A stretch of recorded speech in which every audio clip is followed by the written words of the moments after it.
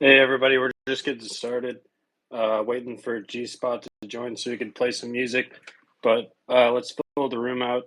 Technically, we start in a minute, so I'll send a link to the space up top so you guys can easily share it and stuff. Share it to groups, retweet. Let's fill the room a little bit before we start.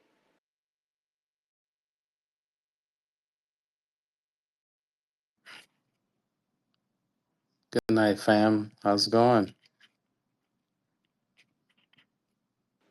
Good. How are you doing? Doing good, man. Doing good. What up, my boy? Chilling. What's up, Yeah, TKO? man. Chilling. Great day today, man. Yeah, man. Uh, Bro, Good. What's what's good, up? guys? What's up, Yo, Chris, G what up, my boy? G Spot? What's I'm up, inviting you to Chris? Hanging in there, co-host. hanging in there. Let me get some more people up. Fresh out, let me get you up here. G Spot, let me get you up here. All right, let's get some more people up here. How's everybody's day? How's everybody's day? Good. How's yours?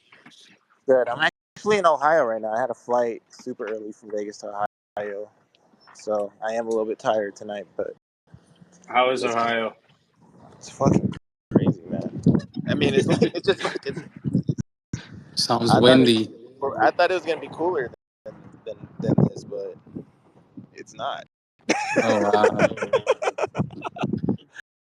It's like, what the heck? You were You, expecting too much from Ohio, apparently.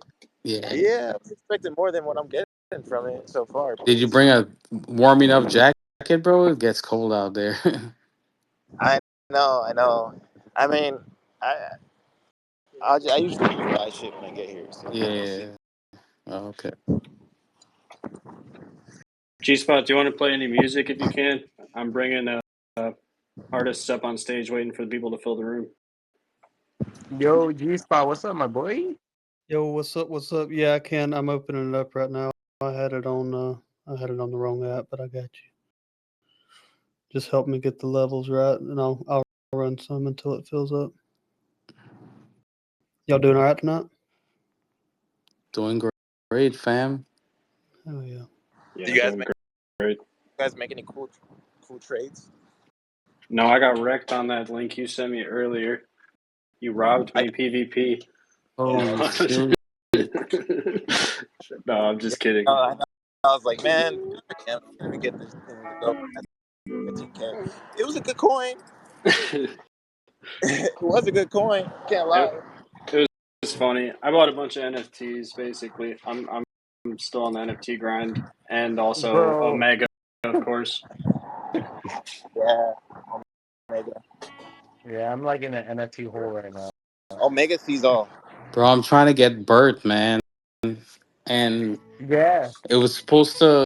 I thought apes were supposed to have like a whitelist, but I don't think it's recognizing our delegated wallets and stuff, man.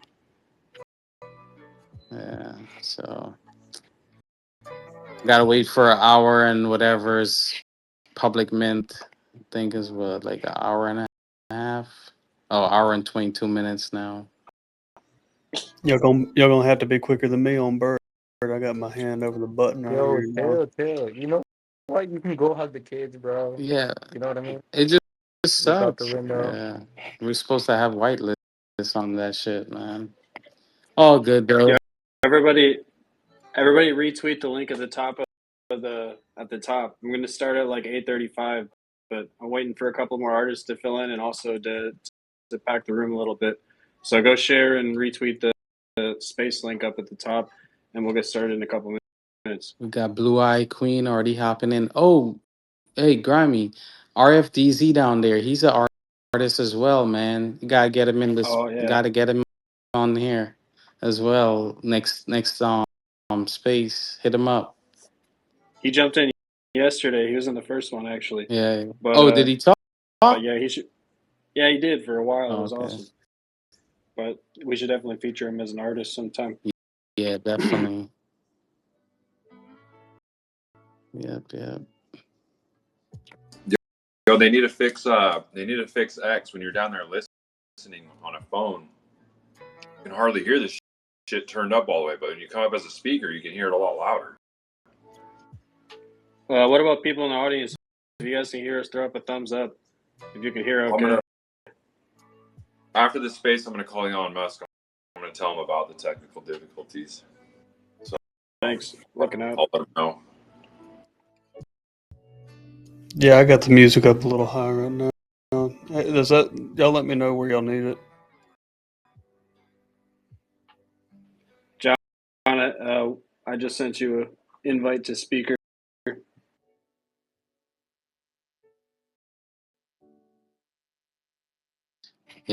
Yeah, when you start bringing up a lot of the artists, man, I could step down if you need the space, bro.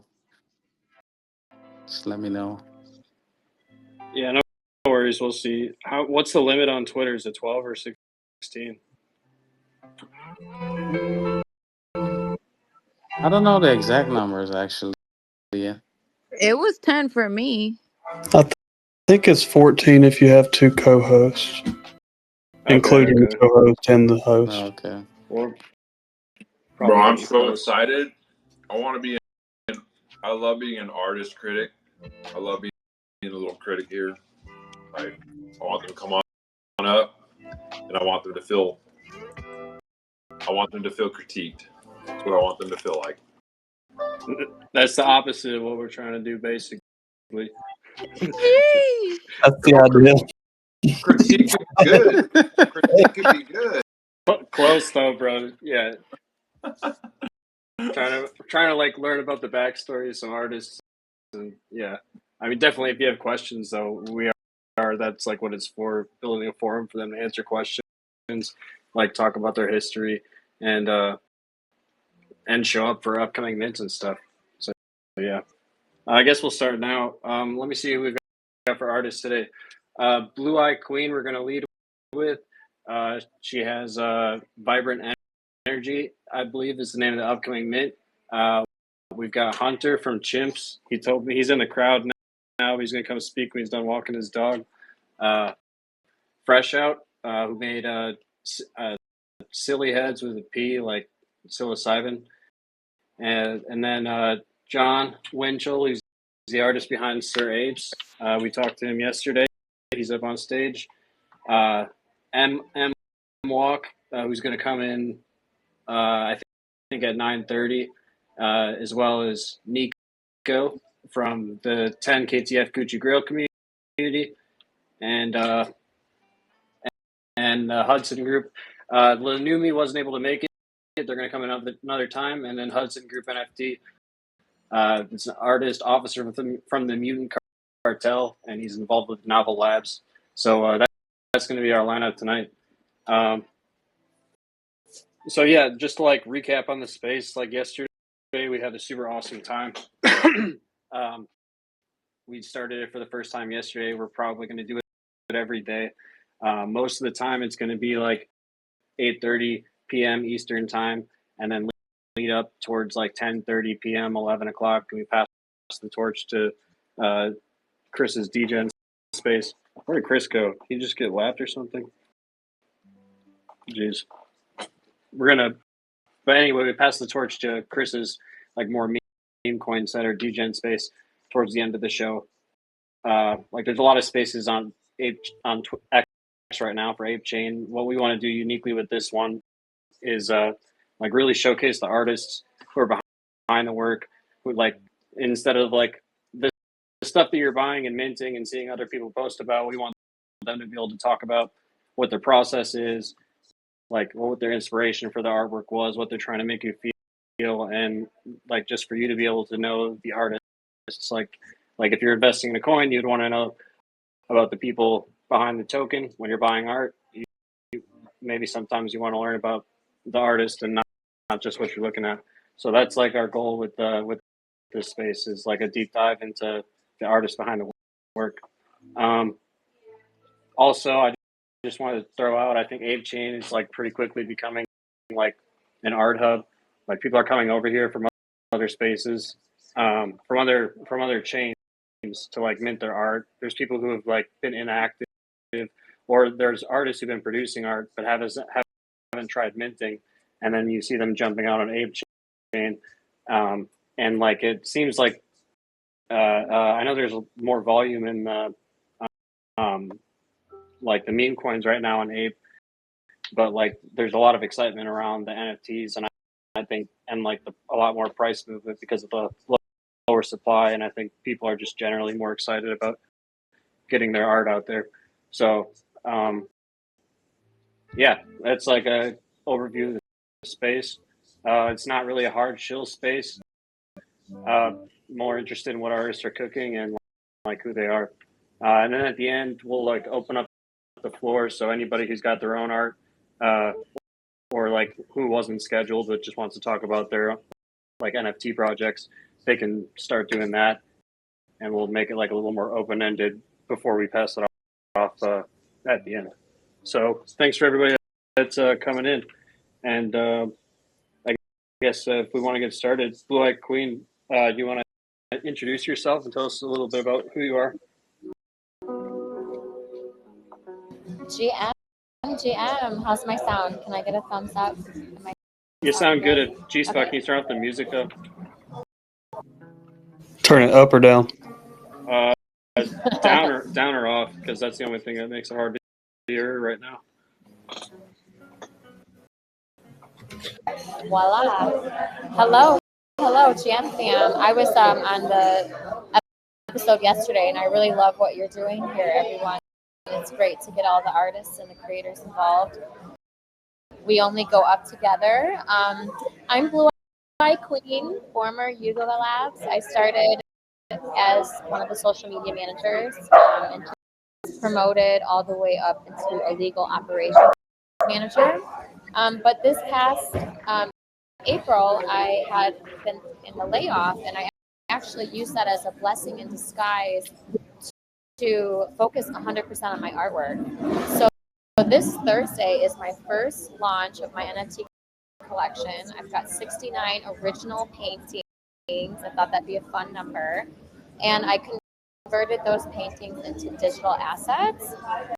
But before we jump into the collection, I've been an artist since I was 5 years old.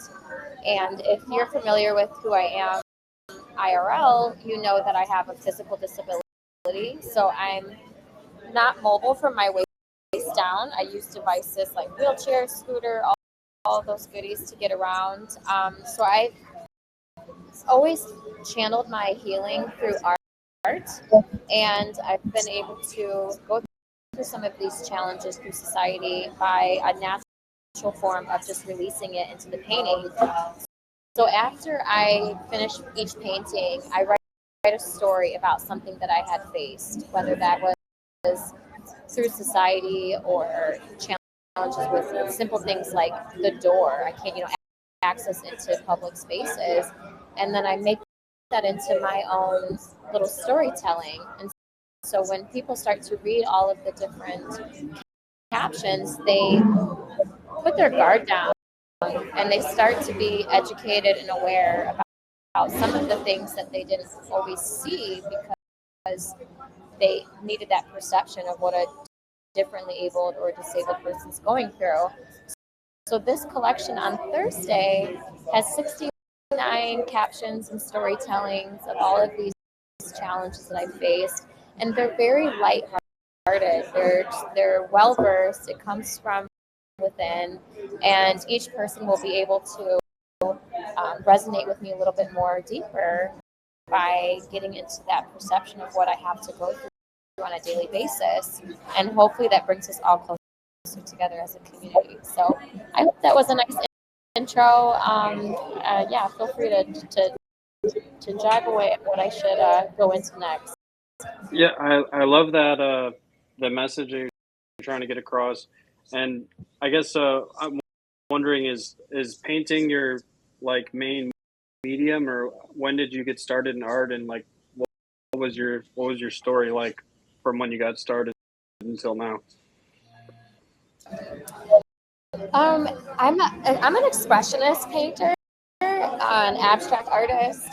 So I'm using non-toxic acrylics, and I'm encompassing different textures and elements into my paintings because I want people that have differences in contrast or limitations with their eyesight to be able to, I want to be able to hit all of the areas that I possibly can.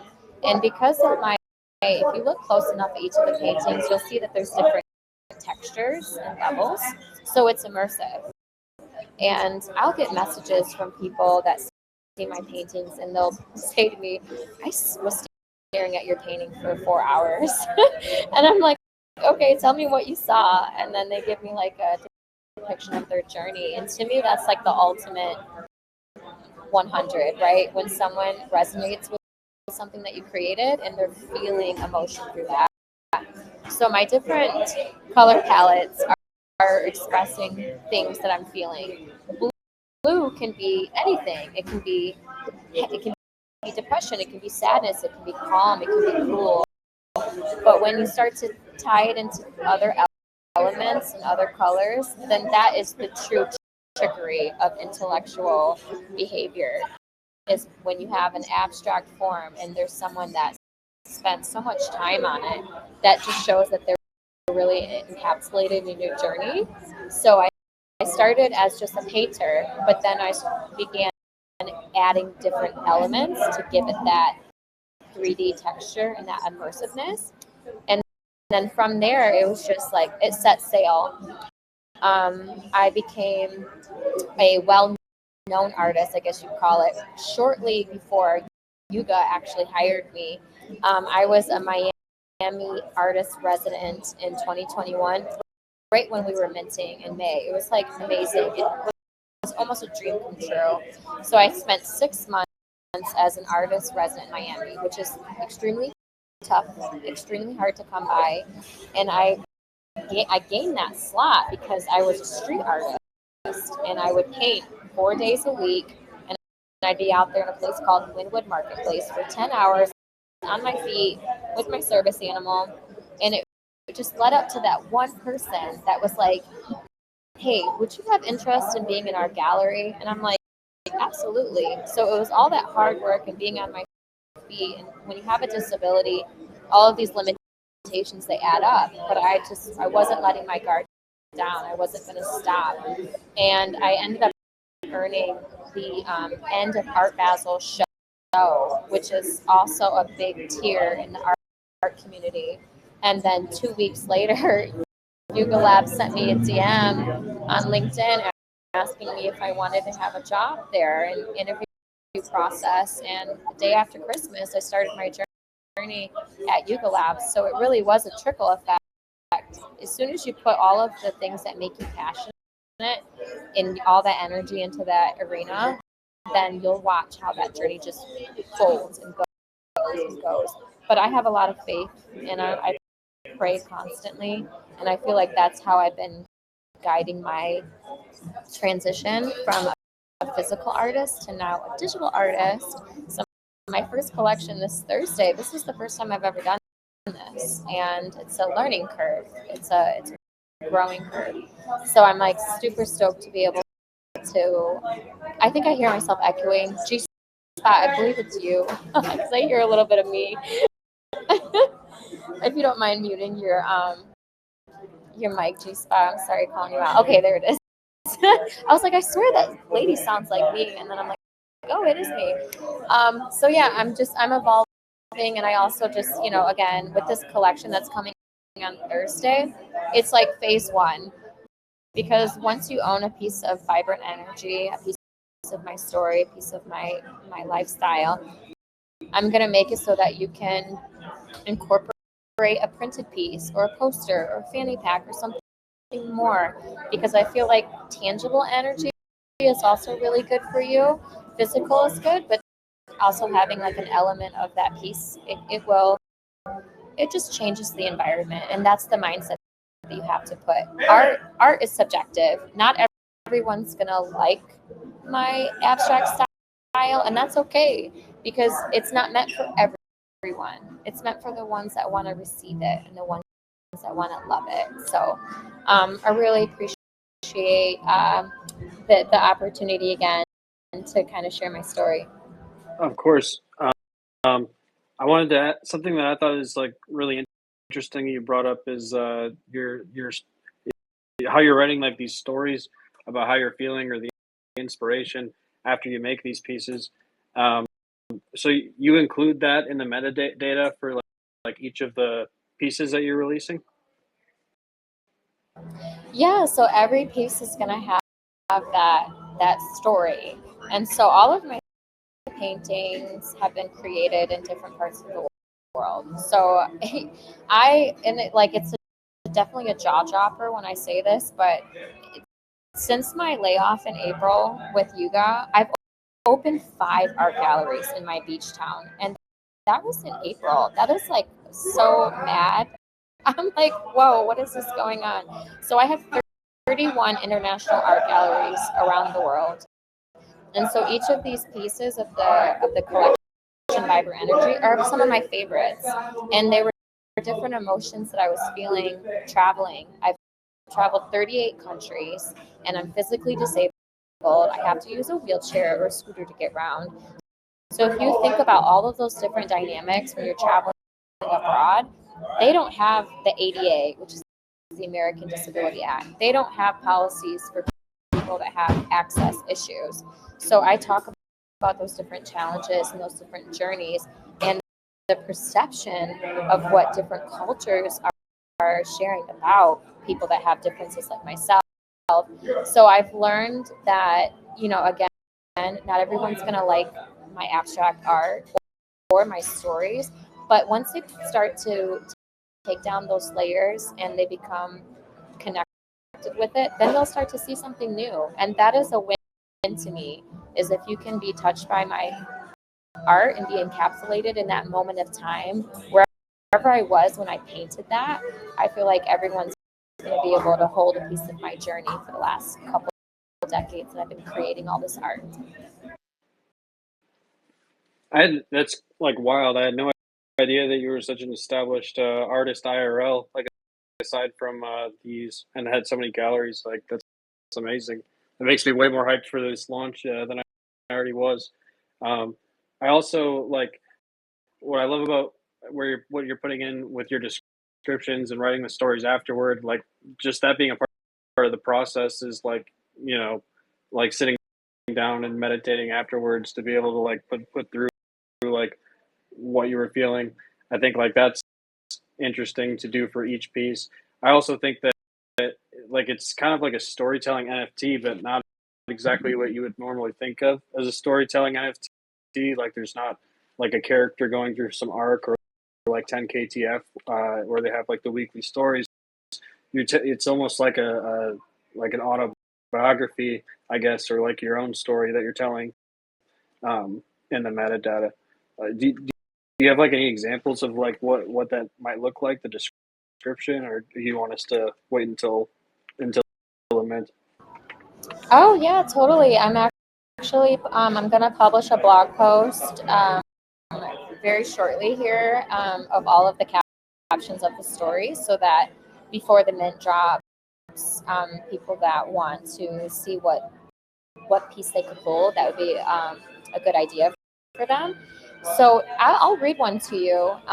And again, like this is a layer. Awesome. If you think about a person that has a disability, and there's a lot of limitations, but you have to think the only limit is you. So this one's called Pain is Unavoidable. You can let pain break you or use it as a driving force. Pain is an inevitable teacher on this journey, shaping you as you build. I've learned to meditate through it, as my disability keeps me far from ever truly escaping physical pain. Through prayer and meditation, I find a sense of hope, realizing that pain is simply part of my day-to-day. I once wished to escape pain entirely, but now I see it for that this makes life's moments truly worth experiencing. So that's just like a small example, because my disability is a bone disease. It's very rare, actually. It's called sacral genesis, and there's only 25,000 people surveyed to have it. And so basically my bones are of a 65-year-old woman. I just turned 36 actually on Saturday, Day of the Dead, and that marks like the last quarter statistically of my lifestyle. I have a decade left to go with my disease, but I'm a champion. I'm a warrior. I'm going to beat this, and I'm holistic.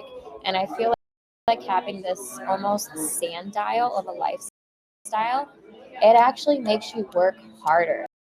It makes you work more, because when you know that there's things that are going to be coming for you, that's why I pour all of my light into my soul, because it's going to be an endless battle. But if you understand that tomorrow is going to be different for you, and you can keep going. You know, I overthink sometimes and I get lost in my own mindset, but then I realize you can carry yesterday into tomorrow, or you can use tomorrow as the forward thinking. So yeah, I'm so happy that this is going on. This makes me feel really truly valued to share these special moments about my life. I mean, yeah, that's incredible. That's like super eye opening. I don't even know what to say about like the feeling that you have of like a time limit on things. Like that really puts it into perspective, especially when it comes to art. Like, you know, this is what you're deciding to like put your life into and your effort into. So I mean, this is beautiful. I'm definitely going to be minting your project. I guess just from the side of the project, like how do you is there anything digital incorporated, or are these just paintings that you've like put up as NFTs? Yeah, and I do want to use, you know, the floor as an opportunity to tug on the heartstrings, because I feel like authenticity and genuinity is the way to win. And when if most of you do meet me IRL, you'll feel that almost immediately. So my physical paintings were converted digitally into the NFTs, and then I used Photoshop actions to automate a filter. So I'm one of those wizards on the internet. I mean, it makes sense with Yuga hiring me as one of their 13 persons on board. My mind it goes so far beyond anything that you'll ever see, because every day I have to adapt. Every day I have to adapt to the things with my disability. And so I just used all these different automation levels and filters to make it consistent. It's kind of almost an example of like a Snapchat or Instagram filter. This one is its own filter, so it has its own vibrant energy on each of them. So that's phase one, is the NFT collection dropping on Thursday. Phase two will be anyone that collects one of my NFT pieces. I'll have a shopping available for them to have a printed piece or a canvas wrap piece, so that they can own that tangible painting. Because if you go to my feed, you'll see that I'm a small stature. I'm a small person. That's okay, small but mighty. But all of my paintings are like 4 feet to 10 feet big. So as much as I want to give everybody the physical, I just don't know if it'll be manageable. But one day I'm gonna do an NFT drop where it's a digital and a physical. You got me cooking over here now. You got me thinking. Awesome. And because we're all together on this, I want to give away 3 whitelist spots today. So if you can help me kind of figure out how to do that, I would Let's love to be able to go. do something. Yeah. Grimy, if you want to do it, that's fine. Also, we have the community wallet too. We could do it from there, whatever way. Let's think how we should do this. Because like a random giveaway, or what do you think? Like Twitter picker, we could just do Twitter picker from the people in the space, and whitelist a couple of people. Yeah. Okay. Actually, you said you got 3, right? You got 3. So Yeah, do one. 3 So for do one here, and then we have another space. I think because we'll have I want to make sure we have as much a big audience. You know what I mean? So we'll do both. So we'll do some here and then do Sweet. another one. You know how to do Twitter picker? Because I haven't used it in a minute. If you can do that with the people in the space, What does it Otherwise, do? It just picks somebody random in the space. oh god, we need G Spot to bail us out, dude. We need All neither of right. us know how to use Well, Twitter Picker. Do I y'all know never what used you're it. talking about? We got to make sure we like it. All right, G Spot, you do it. Yeah. Well, otherwise I'll just like You guys I'll need. I'll do a random number. If you could do it, that'd be fucking awesome. Well, Send it. Well, Yeah. send the link to it because you've used it before, but you can make you can set regulations as well so that people who get picked are the ones who retweet and like the space. True. Yeah. Let's do that. Yeah, I'll I post want the to make sure space they up top read. again. You're gonna have because it's just how it is. The people who are rewarded in the space should be the ones who are retweeting, liking, and doing full engagement in the room. Let me Yep. see if I can go grab the Twitter. And then we're gonna do a rock paper scissors challenge.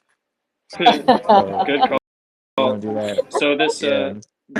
if you guys want to enter for, Also, G Spot would love one. By the way, yeah, I would love one too. The spaces link that we have up top. If you guys would like a whitelist spot, retweet that because I think Twitter Picker. I don't think it has the ability to choose whoever's in a space anyway. I think it's going to have to be whoever retweets this post. So retweet the pinned post we got right now of the spaces, and we'll give away a whitelist or two on here for Blue Eyes, and then however many are left on Chris's show tonight. So thank you so much for like opening up, being vulnerable, telling us about your art as like very inspiring, and it's nice to get to know you as a person. Does anyone else have any questions for Blue Eyes about her art or about anything? I really like what you're doing, Blue Eyes, because your thing is it's like real art. Those are like a lot of my favorite collections. So yeah, you're doing dope shit. So keep it up with that one. And I like those one-on-ones that you're creating. And I know how much time it takes to do that, from the colors, from the different textures, and and there's a lot that goes into what you're doing. So I think those, just knowing how much time it takes, especially if you're doing this, this is like what you do, and just in real life too. It just shows how serious you take it. So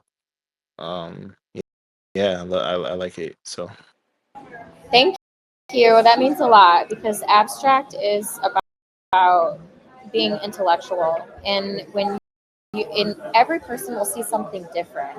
No two people are going to see the same thing, and I feel like that is what makes my art so unique. Is that not everyone's going to feel the same thing, and then they'll be able to justify like what their imagination brings them, right? So the future of what I want to do IRL is not just open art galleries, but I've created programs where I want to have collections of my art in mental health facilities, in children's hospitals. I've got all of these things going on behind the scenes so that people that have problems with their own internal self can find self-love through the healing of my art. Because once they start to really dive into those layers and those calming effects, I think it could change the room. Art can change the room, and art can be healing. So I'm really happy to see what's going to be coming from all this. So quick update on Twitter Picker real quick. Blue, before I continue with the art thing, because it's important that you get your artwork out there with the whitelist and with what you're doing.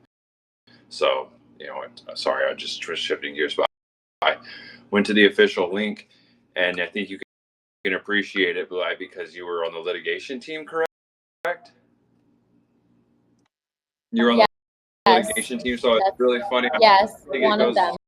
hand in hand with what you do, because right into the official Twitter Picker and the spaces that I used to do back in the day, I've like 30 hosted. I used to interview a lot of artists. But this is really funny. I'm not going to read the whole thing. Synapsis says hello on October 28th, 2024. I received requests from ex-litigation lawyers to shut down this tool. So your artwork, your whatever, whoever likes and everything the space and does all the everything, Chris and everyone's going to be handpicking or finding some. So Yeah, I got it. Another route. Here's what we're gonna do right now. Okay, I'm doing this right now. Opening Chat GPT. I think Chat. I think the X picker works still. Okay. I thought you just said it didn't. Or maybe okay. So they. Well, there's Twitter picker, and then there's X picker. Wow. Hold on. How many people? Nose picker. I got it covered here for a second. Hold on, I got an idea. I'll take care of the raffle in a minute without Twitter picker. But board travel or showbiz, you got your hand up. Did you want to throw something in before I do the whitelist? Yeah, I was gonna talk to Blue Eye Queen for a quick second. So you said you had 31 or 33 galleries across the world. Yeah, in this moment, there's 31 galleries, and they're very unique, right? Like I've got 7 pieces in a gym. I've got 30 pieces in a med spa, Botox place. It's very random. I've got 6 pieces in a ice cream shop. Anywhere that there's wall Okay. space, I'm like, hey, I know you need some art. Show up with the art and all the captions. So I see an art in one of your tweets up at the top. I see an orange background painting. I'm just curious where that one is at green green on an orange background. Oh, okay. Yeah.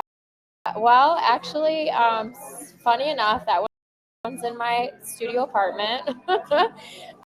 I have, and it's a 5 foot by 5 foot. So, yeah, if you got your eye on that, you can make me an offer. I might hook you up. It's a big one though, so you'll have to come pick it. Oh man. All right, Yeah, here's what I did. We'll talk. I asked ChatGPT to pick a random number 3 through 40, so it skips the hosts. It chose number 27. So I'm going to look at my screen and count down from 27. You guys are going to have to just trust that that's the one that I picked. So 1, 2, 3, 4, 5, 6, 7, 8, 9, 10, 11, 12, 13, 14, 15, 16, 17, 18, 19, 20, 21, 22, 23, 24, 25, 26, 27. Ran with the Jimmy PFP. Are you listening? If you're not listening, I'm going to give it to someone else. Ran with the Jimmy PFP. Got like 10 seconds before we reroll real quick. Well, they're listeners, so how do they tell you? Good call. Let's just message him and give him the whitelist. He just did a thumbs up. He just thumbs up. He Perfect. just thumbs up. Sorry, bro. I should have told you to to do the thumb or something. Yeah, he thumbs up. Perfect. Well, you won the whitelist. Congrats on that. And I guess Blue Eyes, should he send you his Ethereum address or Apecoin address? Yes, please. I just sent you a follow request. That'd be great. I love that. Awesome. Well, thanks for speaking about your work and telling us about yourself, and thanks for the whitelist too. That helps out with the space a lot. We are gonna have to rotate some people because there's artists in the crowd that can't get up here yet. I'll step down. I'll step down. Thanks for thank you. Appreciate it. We can I'll bring step you back down too. as well. I'll Thank step you, guys. down. All right, brother. Talk to you later. Later. What's up, Hunter? Are you available yet? Or are you still with your dog? Made by Hunter. Give him a minute or two.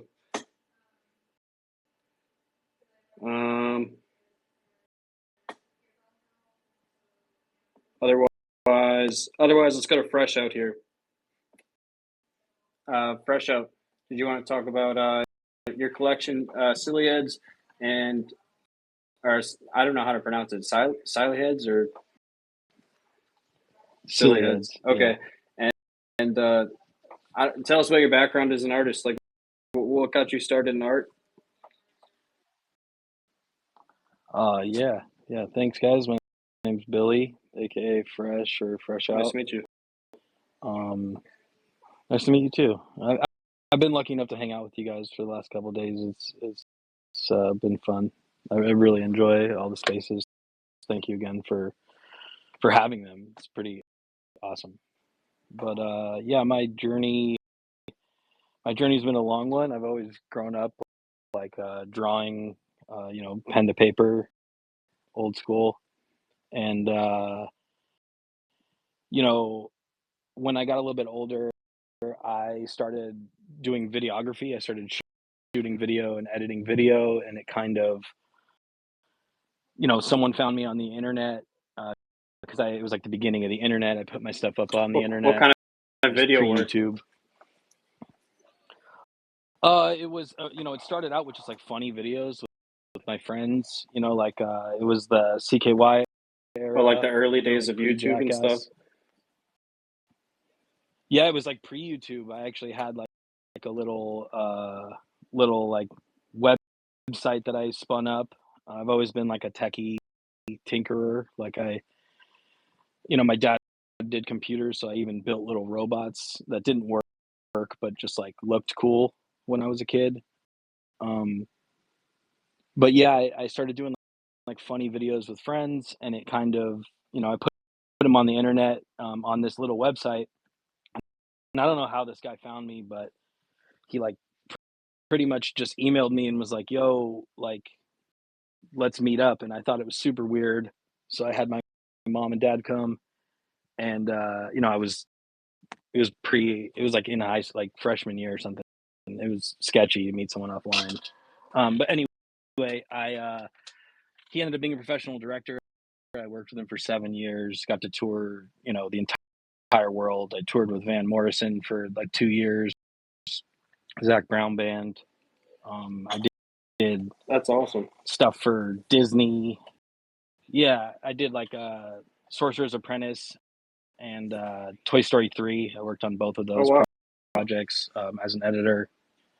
Yeah, editor, and then motion graphics on Toy Story 3. It was super fun. My dad got cancer. I started, growing weed to help out, and that kind of turned into a whole business. I created several businesses in the cannabis space. It kind of took over the videography.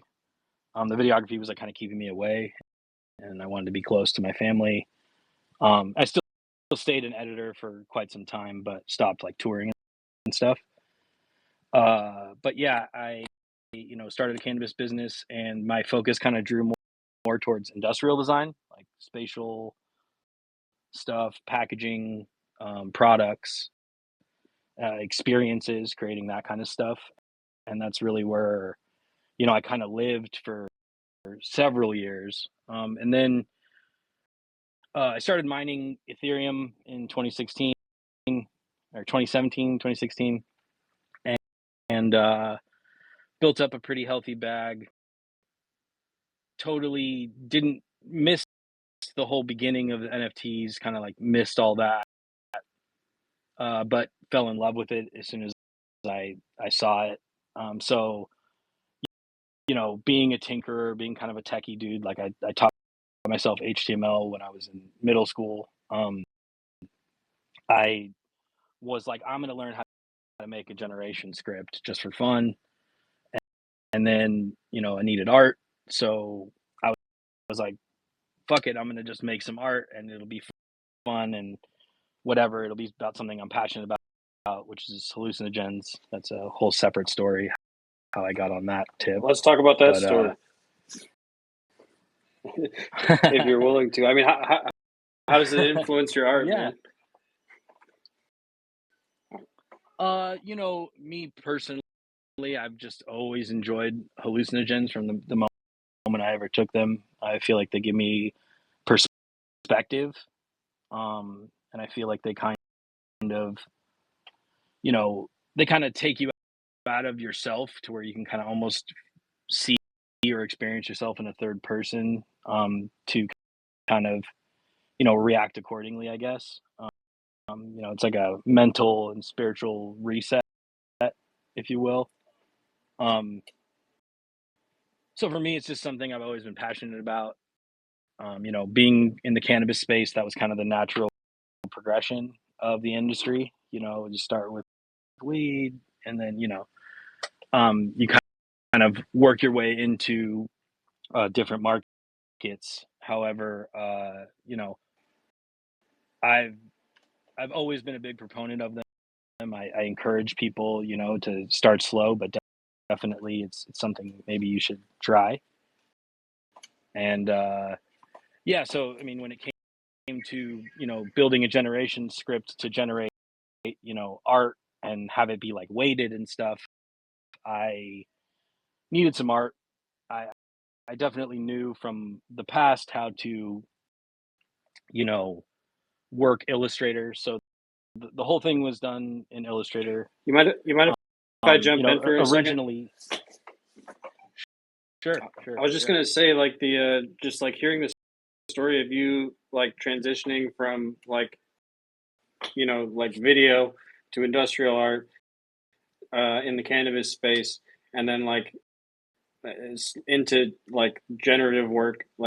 Like this is like a crazy art that's like a super wide palette, and also I think it like makes this like collection like way more meaningful right off the bat.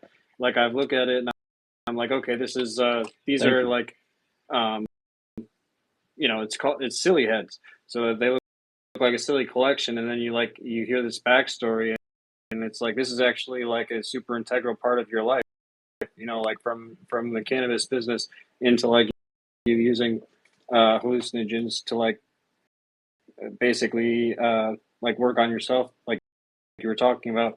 Like I think it makes the collection right off the bat seem a lot more meaningful to me to like hear your backstory. So like I'm thank you for coming up and sharing about that. Yeah, I'll let you finish. I just want to throw that out there. yeah. No. I appreciate it. I definitely appreciate it. I mean, you know, uh, I I really do. That's awesome. I had a lot of fun making you know, so this spawned the Silly Heads, which is a collection that I released on 420 for free, on base. It was really fun. I could not have imagined the community that found me though. You know, it was just an amazing group of people, and together we've been able to accomplish so many things, like things that like even paid mins don't do. You know, we've integrated into metaverses. We've gotten coin airdrops from friends and partner projects because, like I said, I've been here for a while. We've gotten amazing whitelists, including Canis Sapiens coming up on Abstract, which is a huge one. Um, but we've been a part of amazing whitelists that have been very lucrative for the holders, um, and just, you know, had a lot of fun doing it. So like while doing this, I still just wanted to tinker around. Like I said, I hand drew everything in Illustrator, you know, with my mouse, not with a pen. And yeah, I was always like kind of working on something just because I thought it would be cool, but it was just for more just for fun.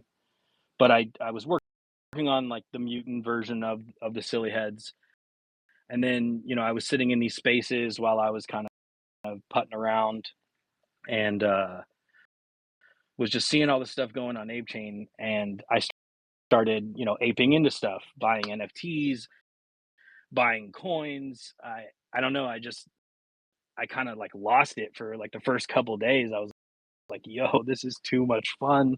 Like, holy shit, I haven't felt like this, you know, since early 2022, you know, I was like vibing hard, and like you know, we every day we're in the Discord. I'm in the Discord. There's not a day that goes by that I'm not in there hanging out with everybody.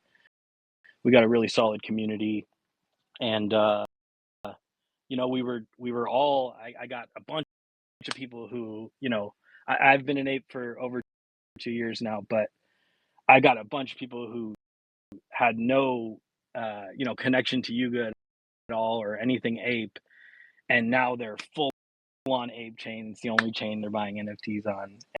And so I was like, man, I think this would be really cool to do the mutants and bring everyone that's already in this amazing community, bring them over to Apechain, give them something that I know that they resonate with because they, you know, they're already currently in the community, and you know, kind of like bring them over to this chain and see, see if they can have as much fun as I'm having, you know, with all the different collections. So I did, you know, the mutants.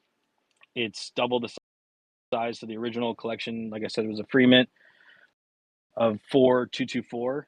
So this collection was 8448, and it half the collection, so the 4224, was airdropped to all of the current silly head holders that hold the base chain, and the additionals are available for mint. So that's kind of like the progression of how we came here. But in general, like you know, we've got really high vibes. We like to hang out. We like to communicate and talk, which is why I love these spaces. Been so great. But you know, anyone that wants to jump in, it's definitely minting. If you can't afford it, DM me. Even if you can't afford it, even if you can, just DM me. I'll shoot you a couple. Um, I really just you know, just like the mushrooms and the mycelium network, you know, we can all connect and communicate and build with each other, and I think that's really fucking awesome. You know, yeah. I mean, that's kind of the silly heads ethos. You know, that's kind of where we came from, and I'm super happy. I'm super proud, and I'm just super happy to be here as well. And I appreciate the space and the forum to talk. You guys have all been, Chris and G Spot and Grimy, like all you guys have been super accommodating and letting me talk about my art. And yeah, I'm super happy to have y'all in the community as well. Yeah, man. You know, it's dope. It's like, because everybody here is like, I don't know. I feel like the vibe that we're creating here, the culture, you know, it feels like you're just talking to family. You know, it's chill. So it's just like we're just hanging out, having a good time, and you know, everybody's getting their shit highlighted, and who's dope. You know what I mean? So it's been super. I mean, these past few days, like I've been, you know, just been looking forward to these spaces. It's been super fun. So, and Fresh I feel out. like they get better. I feel like they get better. You know, like they get better every day. You know, it's like as we, you know, learn each other and stuff. You know what I mean? Uh, Yeah, no, I mean it's been so great. Like you guys have been killing it, and just like I don't know, it doesn't ever get boring. I'm just kind of chilling, vibing. You know what I mean? It's very similar to our Discord. It's funny, like lately our Discords, like everyone's been in these spaces, so we're all in there muted I still. know, right? But I know, That's yeah, that's awesome. yeah, funny. Yo, Chris, do you have the yeah. laugh track ready so I can make like a really bad joke that probably no one will laugh at after? Well, I Please. would have it, but my account is I got to do authentication on it right now. So Don't we I all got you. have You them good to now? go. All right. Thanks, G Spot. So I was just gonna mention that fresh out, you sound like a really fun guy.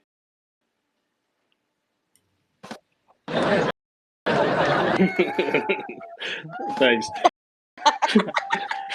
No, I appreciate it. I No, appreciate it. I definitely community is what drew me to NFTs. Like I have plenty of IRL friends, but they're not really into the stuff that I'm into per se. And the community and the people that I've met just in the space as a whole, like all my apes and all the different projects I hold, the 10KTF, all of it. It's what really drew me to the space. It's what keeps me here, regardless of floor price. I can honestly care less.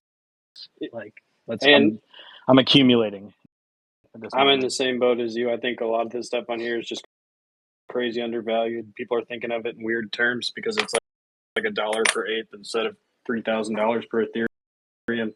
But I was gonna mention like thank you for like bringing your community and showing them. That's awesome because like now base community members have a chance to check this out and see if this is like a chain that they can mess with. So even better for you to bridge your community over here. Like thanks. Yeah, no, they've been a bunch of them have been super active too. I love it. I spent the first couple of days. Silly Heads was like a surprise mint thing, and stealth mint, and same with this. I didn't tell anyone I was doing it, so I just kind of just threw it out there because it's not, it's whoever wants to be here. It's all are welcome. So Well, thanks for coming up and sharing your work. If there's any other links you want me to post up top, you can feel free to post them yourself. Otherwise, just send them to me if you don't know how. Oh, Blue Eyes, do you have any question for him? I do. Can you tell me how long it takes for you to make your creations? Do you start and stop, or like where do you get your inspiration from? Yeah, I mean, I kind of start and stop. I do have 2 children, and one of them is under 6 months. So I'm sorry if you can hear her screaming in the background. But I'm gonna go check on that in a second. But yeah, I mean, I do unfortunately have to start and stop. I've been like pretty much full time Web3 for the last like 4 months or something like that. So I I definitely have to like start and stop. There's stuff going on constantly, especially with Apechain.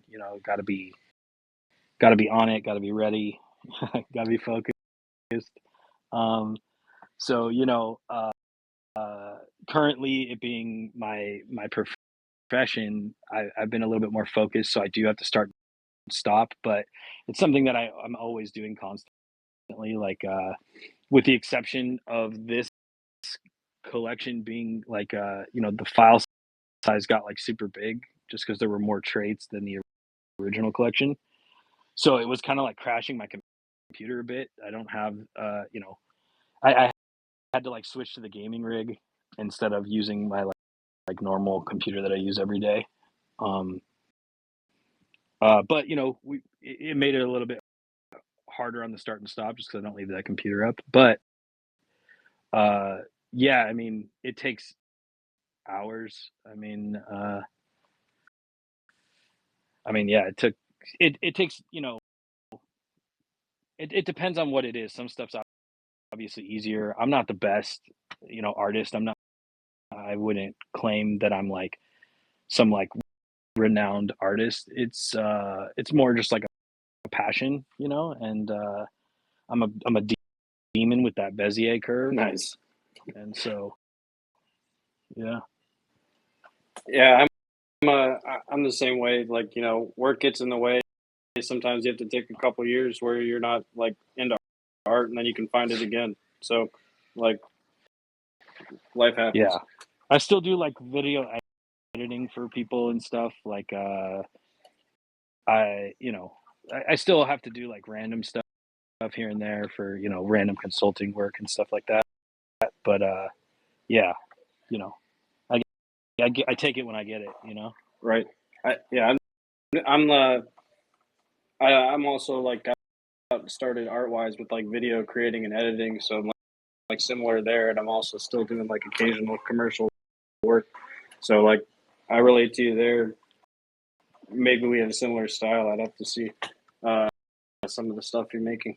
Yeah. But thanks for coming up. I'll definitely send you Yeah, some please work. do. I'd love to check it out. But I want to. Yeah, thank you for having me. Appreciate it. We'll all Of cycle course. down. Yeah, I just wanted to.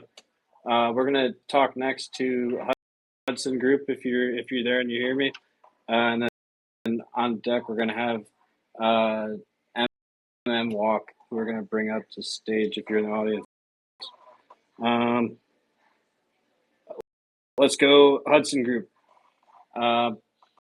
You artist, you're an officer from the Mutant Cartel. I see that you're involved in Novel Labs. Can you tell us about your background and what we should call you? Yeah, you can call me Hudson. That's fine. And thanks for having me on. I'm really excited to be here. Yeah, welcome. So, the Mutant Cartel and the Novel Labs is not my project. I'm just a huge fan of their community. I've been involved there for a few years. It's where I got started making art for folks in the community, as far as like apes and mutants go. And I kind of rose through the ranks to become like they have like a hierarchy, right, and ranking system. And so the officers, like the highest you could be there. Great community. I'm not trying to shill that, but years ago, when I first got in there, I started making like derivative art for mutants.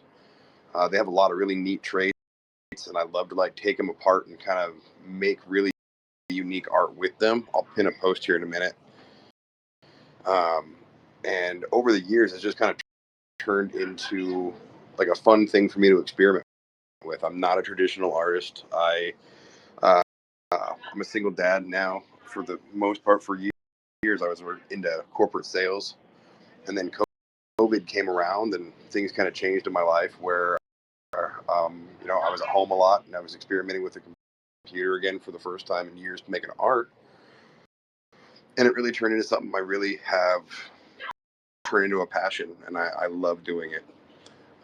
And so there's a lot of folks that I've made art for, and I wanted to do something to help give back to them.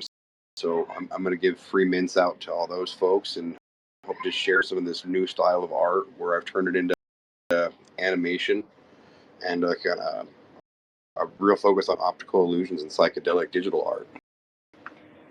Can I see is there anything on your profile you could share on the Jumbotron with like some examples of that maybe? Yeah, Right absolutely. here I see you did one of the Mega Mutants. I see. Yeah, Lior's the founder of the Mutant Cartel, and he revealed that Mega Mutant a few years ago, and it's a lot of fun. It's a real colorful piece to play with. And I made some fun pieces with that over the year, and that thread has some pieces I've made as well. And then I'm going to post this one here. Sorry, I just got done cooking dinner. No worries.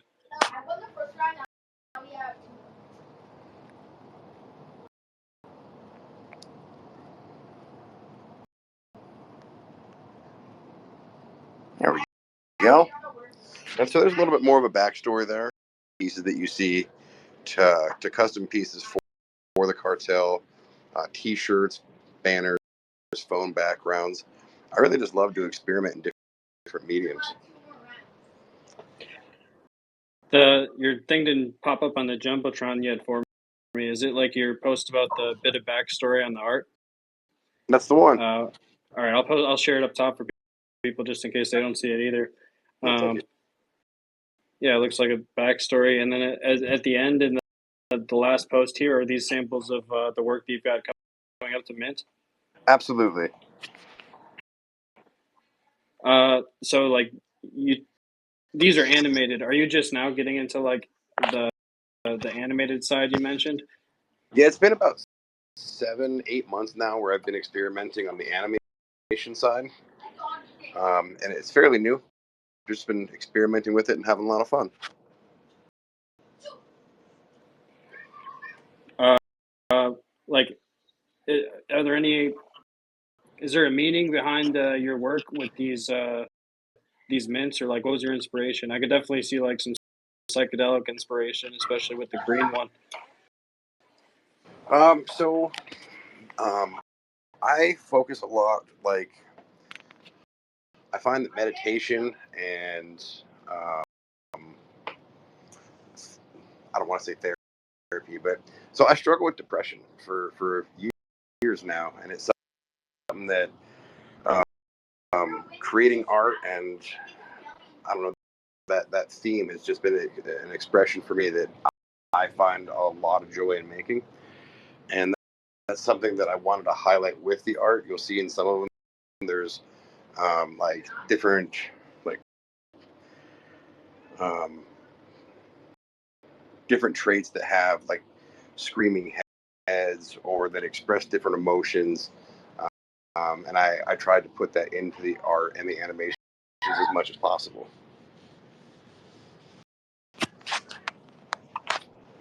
I'm just like browsing through your art now. I think it looks fantastic. Um, I guess like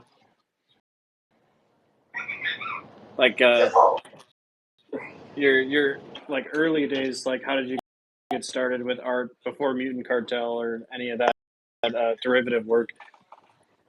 Uh, Years ago, back in high school, I had taken a graphic design class, and I excelled there, but I only took a few years of it. And then, I got into college, and it was more about paying bills than it was about making art. And so it was not something I ever put a lot of focus into, but it was always something I loved to dabble in when I had time. And it wasn't until COVID that I really had that time again and kind of fell back into it. And so I was just making memes and doing graphic design, making logos, which is something I do IRL. Um, and then I found crypto and NFTs, and it just kind of came together, making that derivative art for folks.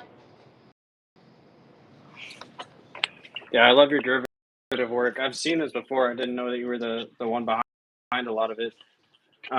That's awesome. Hudson, or I guess also I wanted to know like what was your process like for creating this newest collection that you got minting? Like how did you make them? So what I started with, and what a lot of the art is, a lot of my older pieces.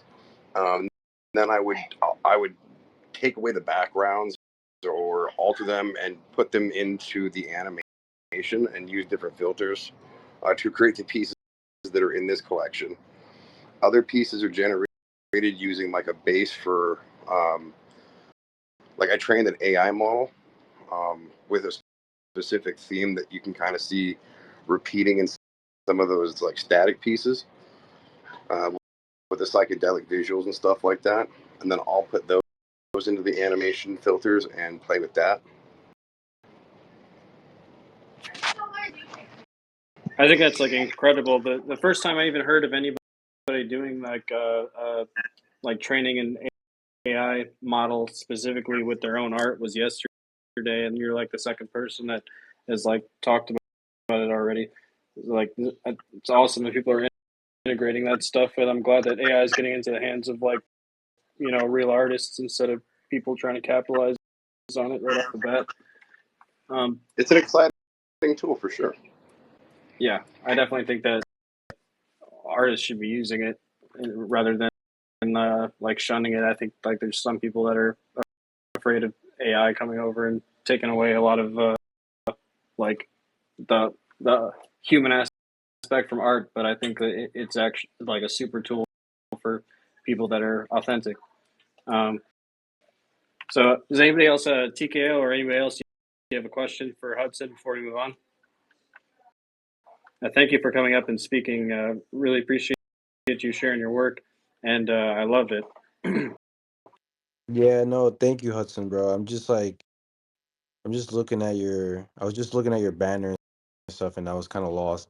And they're like, I, I I really do like your art, and I just been a little bit quiet because I just been kind of gathering everything up, and I like the resolution, bro. I'm like zooming in, and it's definitely hitting those like it's hitting those vibes for me, brother. And I really appreciate you coming up and sharing. I also appreciate a couple other people that came up, like Fresh Out, bro. First of all, that setup that I saw on your pin tweet, that was fire.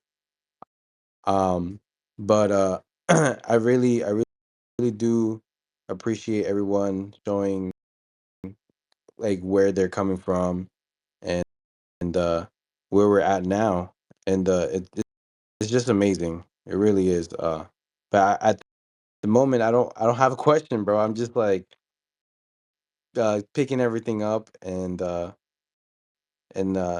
just seeing how everyone is just interacting with each other.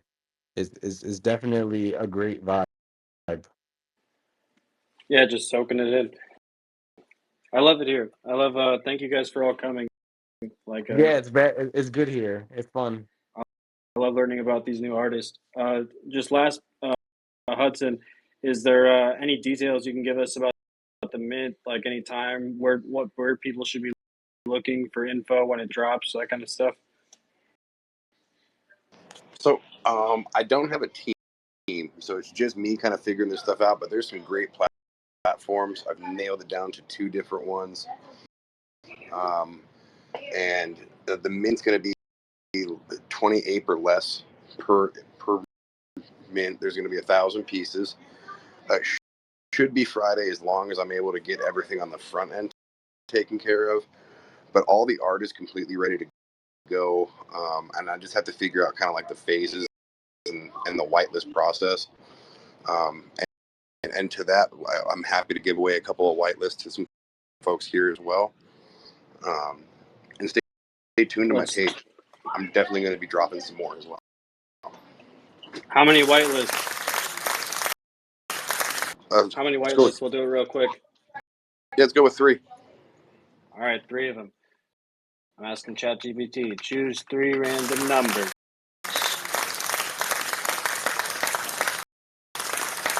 How many people in the space? 53. This is hilarious. I love it. The impromptu raffle style, yeah. And then we got the sound effects kill me, dude. Oh my goodness, I love it. 15, 34, and 51 are the 3 numbers that are going to be raffled off. So I'm counting 1, 2, 3, 4, 5, 6, 7, 8, 9, 10, 11, 12, 13, 14, 15. The first one is Hoarder, NFT Hoarder 888. You're the first winner.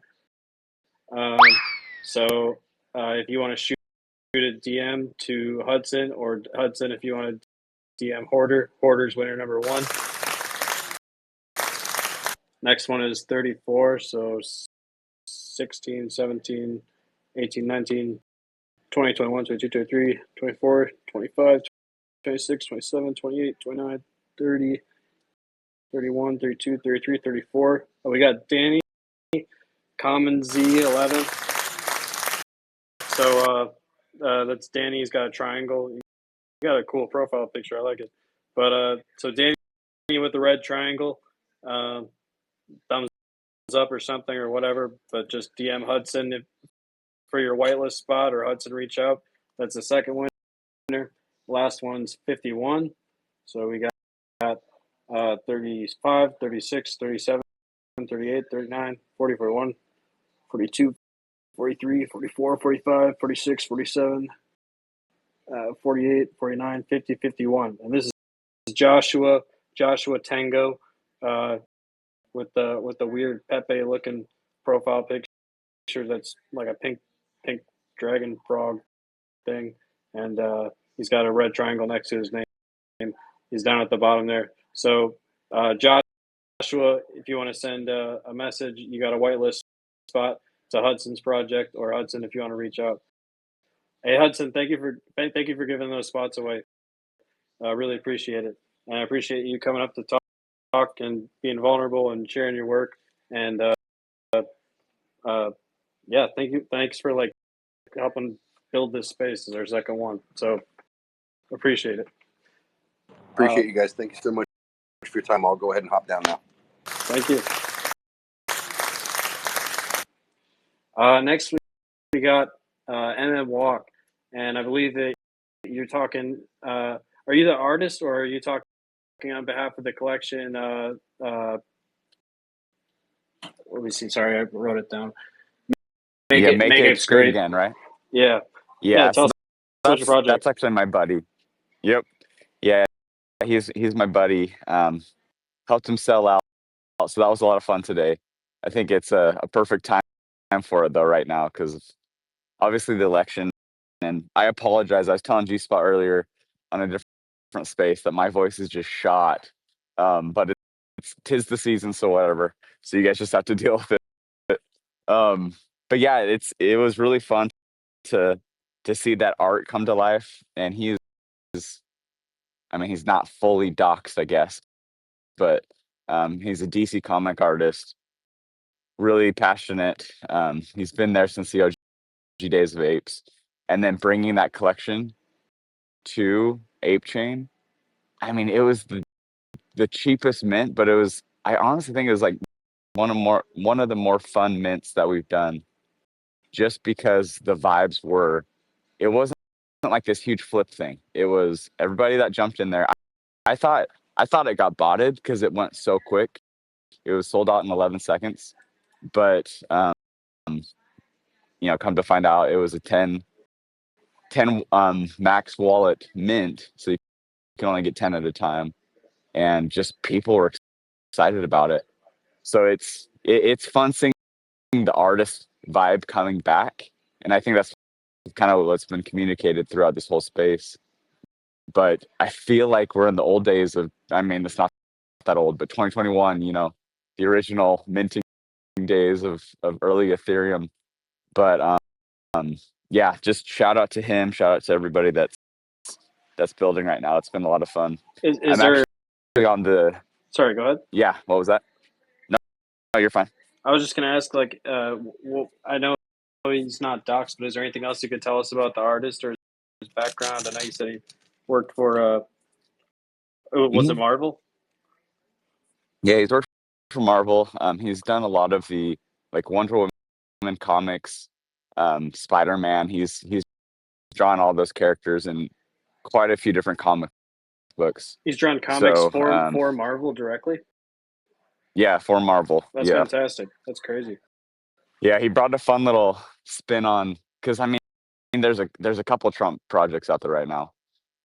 One that's, I think it's number 4 for weekly volume on Magic Eden right now, and I think this project is number 7 or something. But yeah, there's quite a few Trump projects out there, which is kind of funny. But this one, it brings in the whole ape look and feel, and the Yuga kind of a feel to it. So I think that's what he was really going for. And he's just my buddy, so I was probably bugging. I'm looking through here, and I was bugging a lot of you guys, so I apologize, but it worked out. So hopefully you guys got some good, fun NFTs, and then we can just see where it goes. I think he's wanting to do a few more things with the project, just because it's a passion thing for him. And it's that's actually another point that I've liked with all these different collections. It's not so much about utility or what's next on the roadmap. It's more just we're building together and having fun together, which I think I appreciate a lot more, because then I think things will naturally build into dApps and naturally build into products versus, okay, what's the expectation? What's next? I don't know if anyone else kind of gets that vibe too, but I get that's the been a lot same of fun vibe for this sure. go around. Something I like definitely is just like that you can just make art. Like there's nothing wrong with making art, being an artist, and with people supporting that. Like it doesn't have to turn into this crazy like NFT like token thing where you make a bunch of promises. Like people can definitely just shoot their own art out there. I'd have a lot more questions for you, basically, if you were the artist, because that's mostly we try to dive into on the space. But I guess, does anyone else have any questions for Walk or Walk? Is there anything else you want to throw up there or talk about with the No, I collection? mean it's nice being I'm not the artist, so unfortunately I can't talk about, what that was, and I'm just the marketing guy, right? I'm one of the head of marketing for G's on Ape as well. So Rita and all those guys that are building these incredible things. It's fun because I can see behind the scenes. I wish I could draw. I wish I was an artist, and I'll dabble at it. But there are some crazy things that they're doing over there too, and that's minting on Friday. So plenty I could share, and plenty I actually can't share. So unfortunate. I see the page is requesting to speak from the audience. Is that you, like, just throwing up a speaker, or is that like the artist that wants to talk about the project? Oh yeah, if he wants to come up and talk, Okay, sweet. definitely should. No, it sounds pretty fire, bro, and it sounds like he definitely has some structure. So I'm all up for him. Make Apes. We got you on speaker. Is there anything else you want to throw in about the project, or if you're the artist, anything you can tell us about your background? No, I'm not the artist, unfortunately. I also did just the Twitter and the engagement, but I just wanted to speak also. Walk covered everything, but artist P, he knocked out because we had a really crazy day. We minted today 3 hours ago. But congrats just on the mint. Yeah, appreciate it. Thanks. I'm not trying to Wait, you can't just jump up here and I thought you were P, dang it. Oh well, that's funny. No, we share the account. But I just you covered everything. So by the time I requested to speak, you already said it all. But thanks to anyone who did mint. We were on space earlier, a couple jumping around trying to get the word out. But it blew out our expectations, and we're just already planning the next steps regardless of what happens tomorrow. We will just keep building on this. And we do have fun plans for more art to add on to this, I guess I can say, without getting in trouble from MMWalk. But yeah, I appreciate it. If anyone is interested, it's still double the mint price, but it's at 4 on Magic, or on Magic Eden, it's number 6 now. But check out G's on Ace. For those who don't know, MMWalk's handling that. I have no say in that. Just kind of trying to help out, get the awareness on that up. But yeah, everyone here has great projects. I'm checking them all out. Following Blue Eyes, I got a whitelist early from her, so I'm really happy on that. And just thank you for everyone and for the space. And MMWalk covered everything, so thanks for that too. Thanks, Em. Hey, thank you guys for coming up and sharing the project, and congrats on the minto. Let's see. I might have to have one of you guys rotate off depending on Yeah, no problem. I'll jump I gotta down. bring John Winchester Appreciate you. or Winchell. I'm sorry. I rotated some, so we should be good. Here, 1 second. I'm trying to invite John. There he is. He's requesting. What's going on, boys? How's it going, John? So, John, we talked to him a little bit yesterday, but we wanted to feature his art today. I thought he had a great story. Basically, a comeback arc, and you're, I don't know if you're minting already or if you have an upcoming mint, Sir Apes. You want to tell us about that project and about your background?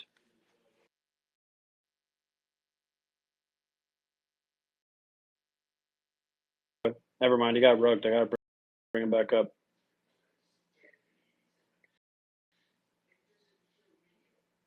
Hold on. Give him a minute. Oh, I'm just going to quickly interject, fam. It's getting kind of late here on the eastern side. I'm going to say goodbye. Thanks for having me. I really appreciate it. It's been such a blessing to be able to share my story. I'll be supporting you from the sideline, everybody. I'm going to step down and just tune in. So thank you. Hey, thank you. John, are you available? Yep. Yeah, thanks for I'm tapping here. in. Tell us about Chris. Tell us about Sir Apes, and also just tell us your story, your background as an artist. Sure. Well, I've always been an artist ever since I was, 5 or 6 years old. Started drawing like Garfield out of Sunday comics in the newspaper. That's how I kind of started off in my art. Then I started getting into drawing like comic books, X-Men. And then I started doing a lot of just pencil and paper until I was about 20. Then I started getting into painting and digital art when like Photoshop came out. I'm 45 now, so I've been using Photoshop for like quite a while. I started doing a lot of graphic design, murals in hospitals around Boston, portraits for people, sign making, graphic design, all that stuff. And then in 2021, I was going through a lot of hardship just with the family issues and financial issues, and I, heard about the board apes and them selling for millions of dollars, and I knew what I could do in digital art, so I was like, you know what, I'm gonna give it a shot.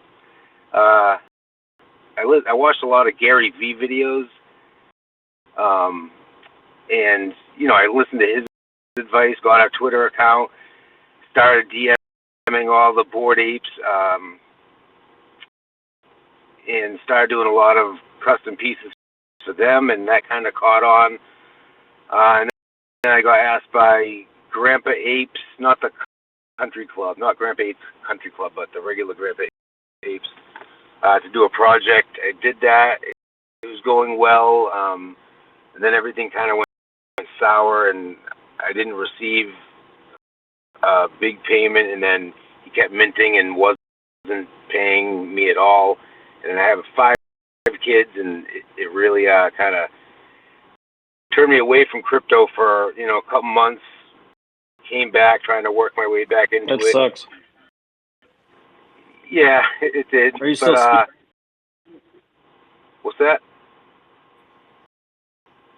Okay. He definitely persevered though. Like, hear his story out. He persevered. No, I want to hear this story. I thought his mic was going on for a second. Oh, sorry.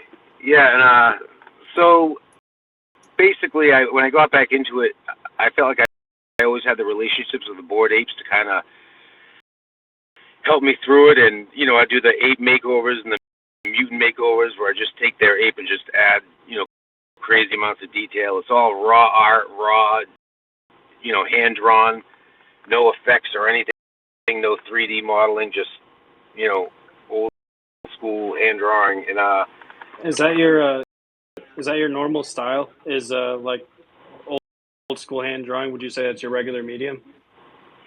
yeah, I mean digital hand drawing. You know what I mean? Not. Gotcha. Like Procreate or something? Yeah, I use Autodesk Sketchbook. I do have Procreate, but I think I use Autodesk Sketchbook for so long, so I just really used to it, and I feel like I can kind of get my results with that. So, yeah, and then I started. I had a bunch of people who were supporting me all along, and they decided that since Apechain's dropping, we kind of wanted to take my art from the Grandpa Apes, which I kind of got screwed on, and kind of reclaim it as my art, because it was just getting used and I wasn't collecting anything for it, and this guy was making out with my art. So, and with a family and kids, it doesn't really, kind of rubs you the wrong way. So I kind of took the Grandpa Apes, rebranded them into the Sir Apes, refined a lot of the layers, added some layers, added 10 101s on it, and we launched it on Apechain a couple days ago, and the whole goal of it was kind of it wasn't my idea. It was Amp, the mutant down there, Amp, and Hen Kicker. It was their idea to kind of help support me, and it's kind of like an introductory project into what I have coming in December, which is STK NFTs. You can see that on my profile, and that's all original. It's heavily inspired by Bored Apes, heavily influenced with as far as traits and stuff. What's that? I just shared the STK NFT. Can you tell me more about that one? You said that's coming in November, or December. Yeah. So, I've been drawing apes this whole time, and everyone's like, "You should do your own project, your own ideas." I'm like, "I know, but I've been so busy doing stuff for apes, and I enjoyed it." And so, back in January, February, I was like, "You know what? I'm going to start my own project. What I want, what I like." And so I designed these characters. They're supposed to represent garbage pail kids. I don't know if anyone here grew up in the 80s and 90s, but garbage pail kids were big. There's like Cabbage Patch Kids. Honestly, it's like the Mutant Ape Yacht Club, but for garbage pail kids. You know what I mean? Like the original collectible. Yeah, I remember those. Yeah, so and I love the nostalgia of the 80s, 90s toys, and my childhood just affected my life crazy up until now. And so I just wanted to design. I wanted to mix me and all my feelings and what's in my heart, mix it with the current crypto world, and so I took a lot of the Bored Ape traits, threw them in there. Ideas, mutant type ideas, and what they are, they're basically toys or dolls that we threw away as kids, and they're sitting in landfills for decades, and then now they heard about crypto, so they're kind of waking up from their slumber. And when you mint them, it's like giving a toy a new life. It's kind of corny, but it's original. Every animal's been taken, so I had to come up with something else.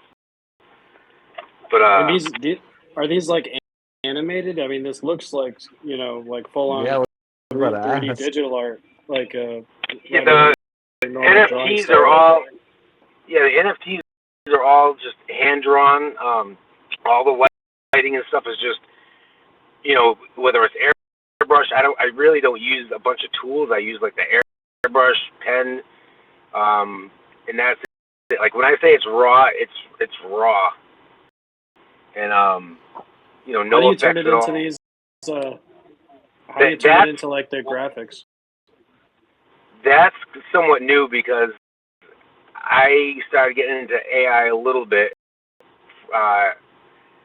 and so I started integrating it into my artwork because I've done animation. I can do animation, however, it's very time consuming. And what I found on the AI is I prep my artwork by making it really detailed, making it look three-dimensional, and then the AI, I think, takes it as three-dimensional. It reads it as three-dimensional. I don't even know how AI works, to be honest with you. And then I just got awesome results where it looks like my character literally just comes to life and do that. So it's kind of tough. I got to do a couple of versions of AI, pick certain clips of the videos and put them together and do some video editing. But I've been doing that the past couple of weeks, and I actually fall in love with that. So that's a newfound thing for me. But it's working out. That looks fantastic. Yeah, I don't know. It's fairly easy. They're apps that I found on my phone. That's another thing, just so everyone knows, and I know, I hope this doesn't come off weird, but every single piece of digital artwork I've done since crypto, since I got in 2021, is on my Samsung Galaxy. I don't do anything. I have a computer. I have an iPad Pro with Procreate, but I have kids, and I'm always driving around where my phone is so convenient. and the way I can use it, like turn it in my hand as I'm drawing to make like circles, or follow the edge of the phone to make a straight line. But every single piece of artwork is done on my phone. I love it's that. just so I can live and do the things I need to do and help my kids drive them around, whatever. Like, I can be in the bathroom at an airport drawing, making a project. So it's look at this one up on the. Look at this one on the Jumbotron. That's insane for you to have produced from your phone, and then from hand drawings to like evolve it into that. I think it's awesome that you'd be making the art on your phone. It reminds me of like when you're shooting with like different quality cameras, and it boils down to it's not really like how expensive the camera is that you bought to how great the video turns out. It's the quality of the artist. So like producing the stuff on the Galaxy just makes it like even cooler and more mind blowing. Honestly, looking at how awesome the art is. Thank you. Yeah, it's computer, but the phone's always on me, and so I can draw. Like if I have 2 extra minutes, I don't have to whip out the iPad, turn it on. Like I just pull out my phone and start drawing instantly. And yeah, I love it. And at first I was like hesitant to tell people because it seems kind of unprofessional, but the results I get are I'm happy with. And it's all high res. It's not like I'm getting like low resolution things, so it's good. It works for me. I love your work. Does anybody else have any questions for John? Chris or TKO or G-Spot, anybody? How long typically does it take to make one of your guys? The animations are just the NFT things. NFTs. Yeah, just the NFT things. Usually in one day I can draw like maybe like 5 or 10 different skins, and then do like 5 different traits. But they take each trait probably takes me about 45 minutes maybe, depending on how complex it is, or how much detail. That's a lot of I've detail.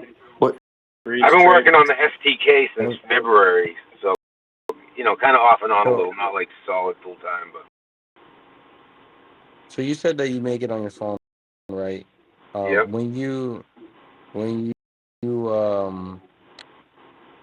out, obviously like do you like put it on your computer? Do you email it to yourself, and then, or everything is on your phone? Everything's on my phone. All right, I kind of like that. Yeah, I like don't get me wrong. I have. What's that? I said, do you use like a stylus when you're drawing stuff out? Yeah, I'm sorry. It's on like Galaxy. The Ultra has the stylus, but it has like a super fine point, whereas the Apple Pencil is a little blunt. You know what I mean?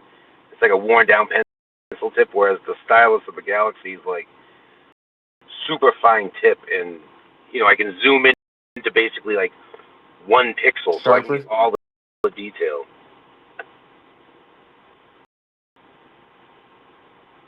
That's cool. You got any advice for an artist who's really good at drawing stuff out with like a pencil or shading or doing anything like on paper compared to trying to do something digitally, like on the computer stuff? You ask for advice for someone who just draws on pencil and paper?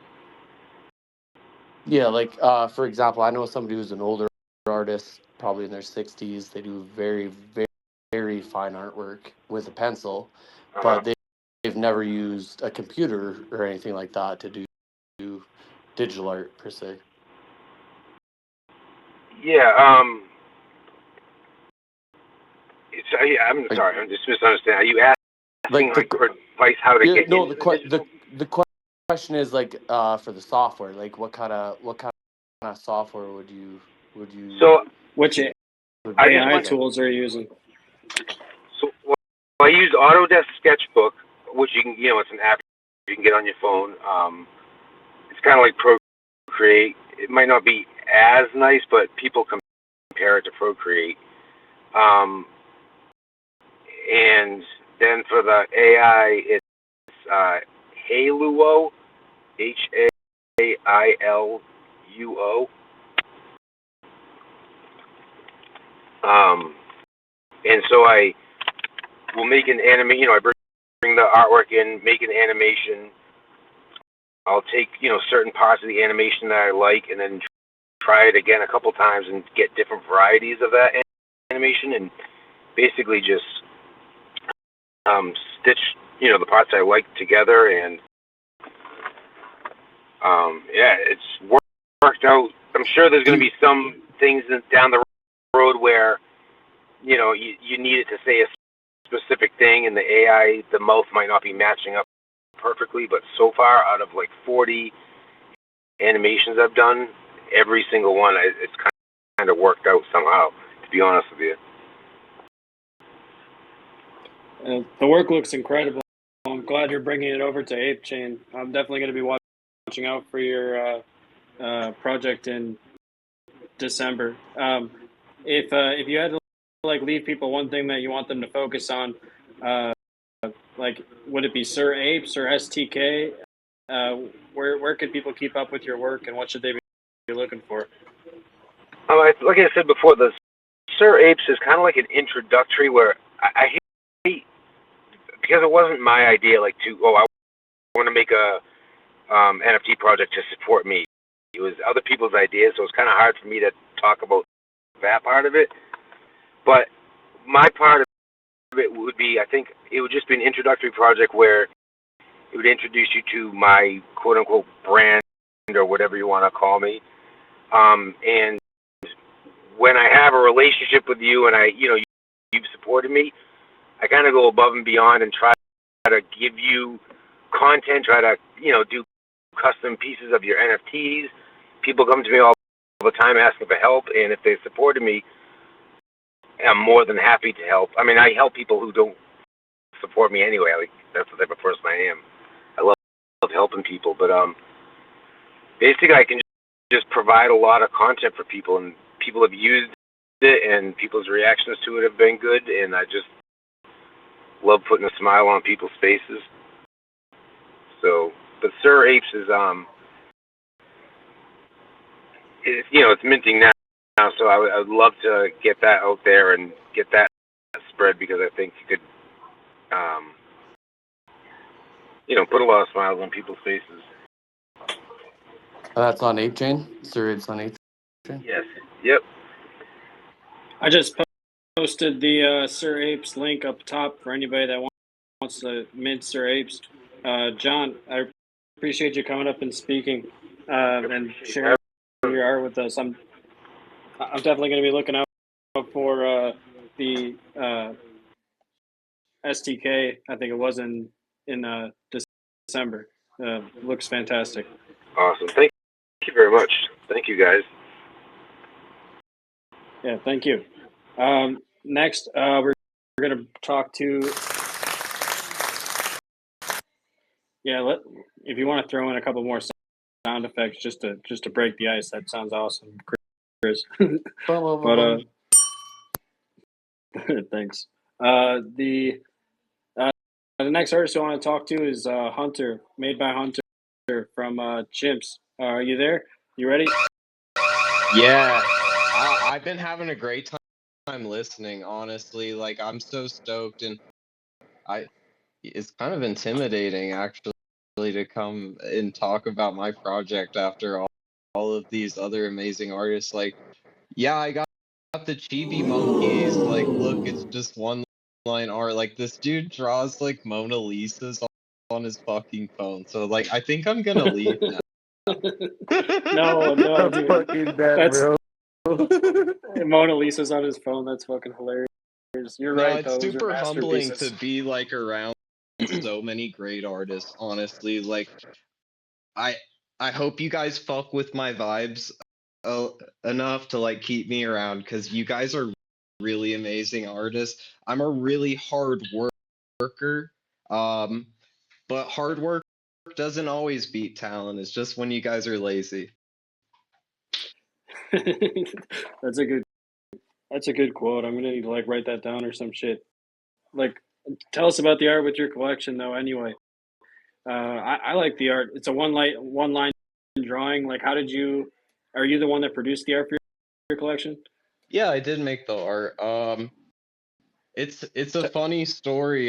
So how the chimps came about is like um ApeCoin comes out and it's like, what do I want to do for Apechain? Like, what do I want to make for Apechain? Like, the obvious idea is to do something like a Pepe derivative or a Bored Ape derivative.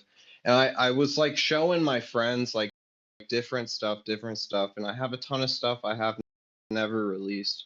But like what really, I just sat down one day and I was like, I need to just make my own monkey. Like what is Hunt? It's like a monkey made by Hunter.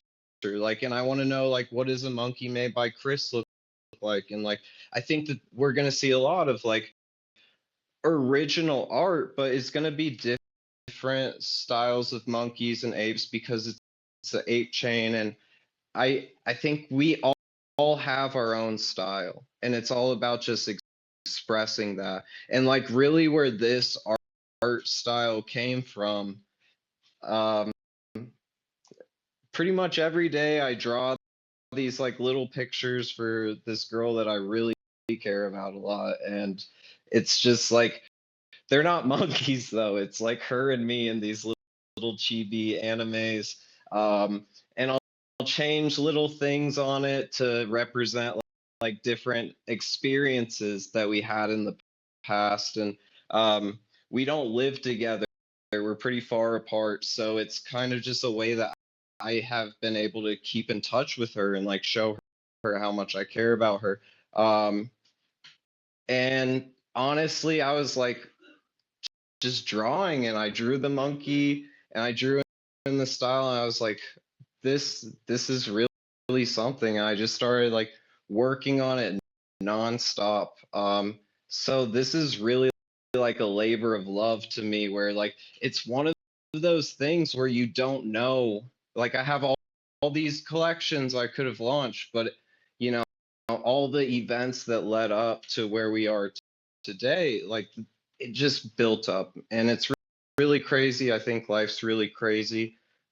Um, and you can do it too. I think that it just shows to never stop pushing yourself, because like you might be just a couple hours away from like a real big change in your life. Yo, yeah, thank you for sharing that. I wanted to ask about you said like a lot of your style was developed from like these drawings or doodles that you're making for this friend of yours, and like I guess how did like the chibi style like influence your artwork? Is that like something you've been doing for a long time, or something you're just kind of playing around with recently?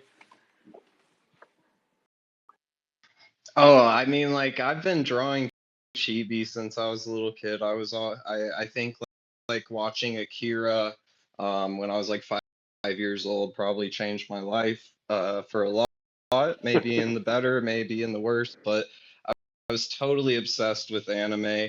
My grandma's an art teacher, so like I I I, I say like I didn't realize until I was like 25 that everybody wasn't an artist. And I know that's really stupid, but I was just convinced that everybody made art all the time, and they were just hiding it from me. Well, that makes you a real artist for sure. You're like making it out of compulsion, and then not even realizing other people are doing it with you. Um, let me see what else I've got here. Like, so have you like done any work before, as far as like in real life work apart from NFTs? Like, have you done anything besides like doodling, or how did you get from your like anime style to?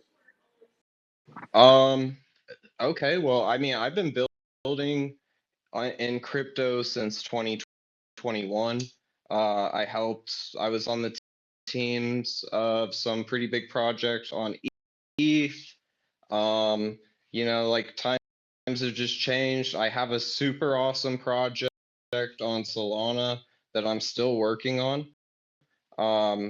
The crypto underdogs, I'm a big fan of that, but like you can't have I can't migrate that project over to Apechain, so I had to make something new. But my goal was to bring all of the people in my previous community over to Apechain and just help out the whole community. Before I got into like blockchain crypto style art, I was a pretty successful glass blower back in the day when like blowing glass was cool. When I was like 18, I was super into like sticker graffiti and stuff. You want to talk about doodling? Like, I wish I would have done less doodling in school, but I bet if I had most of my work from school, it would just be all doodles on the back of it and nothing on the actual front.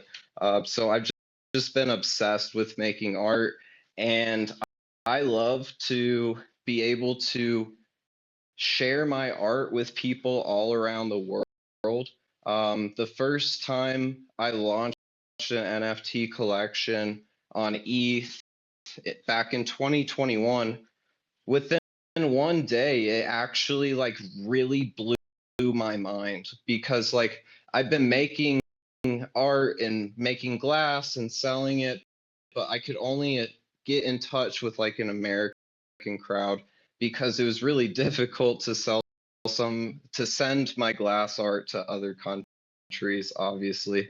But with NFTs, I was able to meet people who were collecting my art in Canada, Australia, like the Chinese. Like it was absolutely insane to be connecting with people all around the world in less than 24 hours. So I just really have like this vibe about me where I don't want to personally sell my art for a lot of money. I want to like just get it out there for affordable price so like the people that support me, they can get it for cheap and they can, you know, do whatever. They could add the value to it, but like for me it's really about like connecting with people that want to just see me succeed and want to work together. And like it's not necessarily about my art. I love my art, but more than anything, I just want to meet people. And if they want to do something with my art, like, you know, as an artist, like that just feels really good.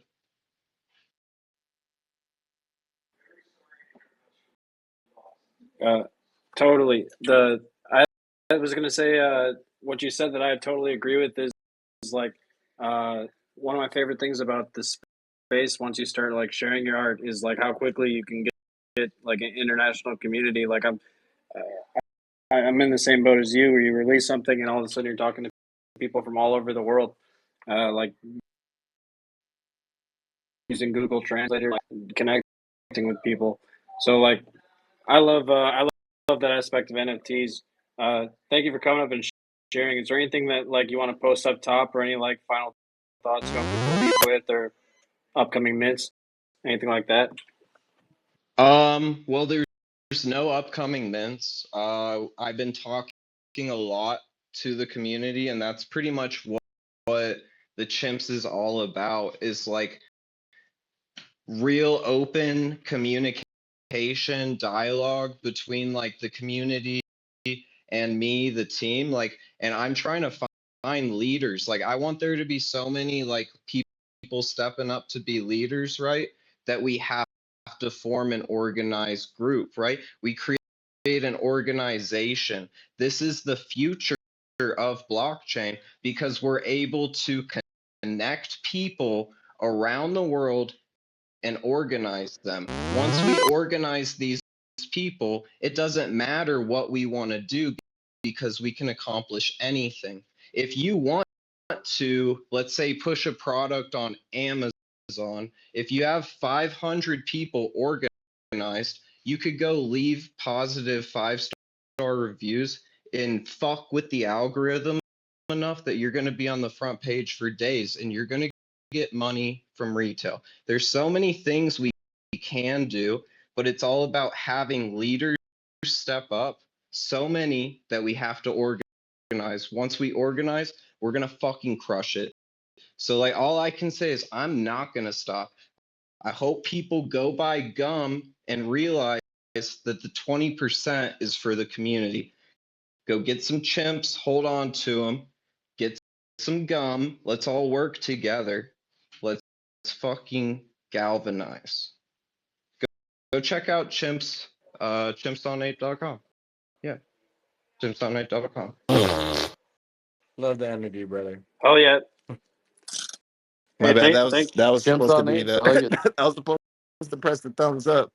And he did the fart No, noise. that's great, dude, because like these chimps love whoopee cushions. You got me. You got me, buddy. That was funny. There you go. That's the right one. Top Not this one. deposit. All right. Well, thank you for coming up and speaking, Hunter. I really appreciate it. I'm gonna. We got one last guest speaker, artist, and that's gonna be Nico, who's up here. We're just talking about. Sorry, what was that? Oh, anyway. So yeah, Nico, we've got up here. He's gonna be a guest speaker. He speaks Spanish. We were just talking about basically bridging international communities. So I'm trying to bring up someone he brought to help him translate El Gato NFT in the Yo, I crowd. know Spanish, brother. Or, if you want to just help him translate then, because the other guy's having Yeah, I technical got you. difficulties getting up on. Nico, ¿cómo estás? Sweet. ¿Cómo están I todos? can't speak Saludos. Spanish, but I could translate. Todo Saludos, bien. saludos a todos. Hi, Frankie. Todo ¿Quién bien. habla ¿De español? dónde eres? Hey, how's it going? ¿Con quién hablo en español? Yo, TKO. Tiquio. ¿Qué Yeah. pasó, bro? Soy de Venezuela, pero vivo en Chile. Ya hace Oh, qué 6 bueno, años. bro. Todo bien. Cuéntame. Es que, de verdad, gracias por la invitación. Está bueno. Yeah, he said thank you for the invitation. Of course. Dijo que claro. Ask him to tell us about his tell us about his history as an artist, where he got started, like his first time he remembers doing Si art. quieres saber la historia tuya de como artista, de dónde empezaste. Wow, esa historia es un poco diferente. Yo de niño dibujaba mucho, diseñaba mucho. Soy muy He said that creativo. story is a little different, but he used to draw a lot, right? Luego me dediqué a trabajar desde los 15 hasta los 35 sin parar, vengo de una familia humilde. Y bueno, gracias a Dios salimos adelante. He said that when he turned 15, he had to kind of give up that kind of dream of drawing, and he basically like worked until he was ¿está qué? Los 36, dijiste? 35. He said 35. So he worked. Yeah, Wow. he worked for like basically 20 years, and now they ¿Y qué te traes? ¿Que tienes más tiempo? Sí, no, bueno, por lo menos esa historia, esa es una fase. Entonces, luego, durante la pandemia, tuve un infarto a los 35. Oh, shit. So, when the pandemic happened, he had like a cardiac arrest, a heart attack, and y tuviste y qué pasó en ese Eso cambió mi vida porque yo vivo en Chile. his life solo. because Estuve he had hospital, changed his life because he's there alone. That's solo. estoy solo, estuve hospitalizado Oh, 3 meses en un hospital solo, sin decirle a mi familia lo que me pasó porque se iban a preocupar mucho. oh, okay. So he's from Venezuela, living in Chile, basically working his ass off for his family, and he got this cardiac arrest, and he's in the hospital, and he's like, "Fuck, like I'm not like I can't tell my family because they depend on me." Um, so estás ahí Bueno, y y eso ajá. me llevó a caer, tuve diagnóstico de ¿cómo que? Depresión post-trauma. Y He eso me had cayó en un hueco y conocí los mhm. NFT porque no salía de casa y Oh, empecé a dibujar de nuevo. Eso me so hizo reconectarme con dibujar, ¿y en cuál diseñar. año fue eso? Eso fue en 2019. So he No, said, 2000, no, estamos que 2019, sí. uh-huh. So he said that in 2019 he kind of fell like in a kind of like a deep depression kind of deal where all he wanted to do was just stay online and uh just talk to other people and try to just express Hide out, himself. you hide out. Hello. No, y con eso empecé a dibujar de nuevo porque fue como la terapia, la forma de expresarme, de drenar.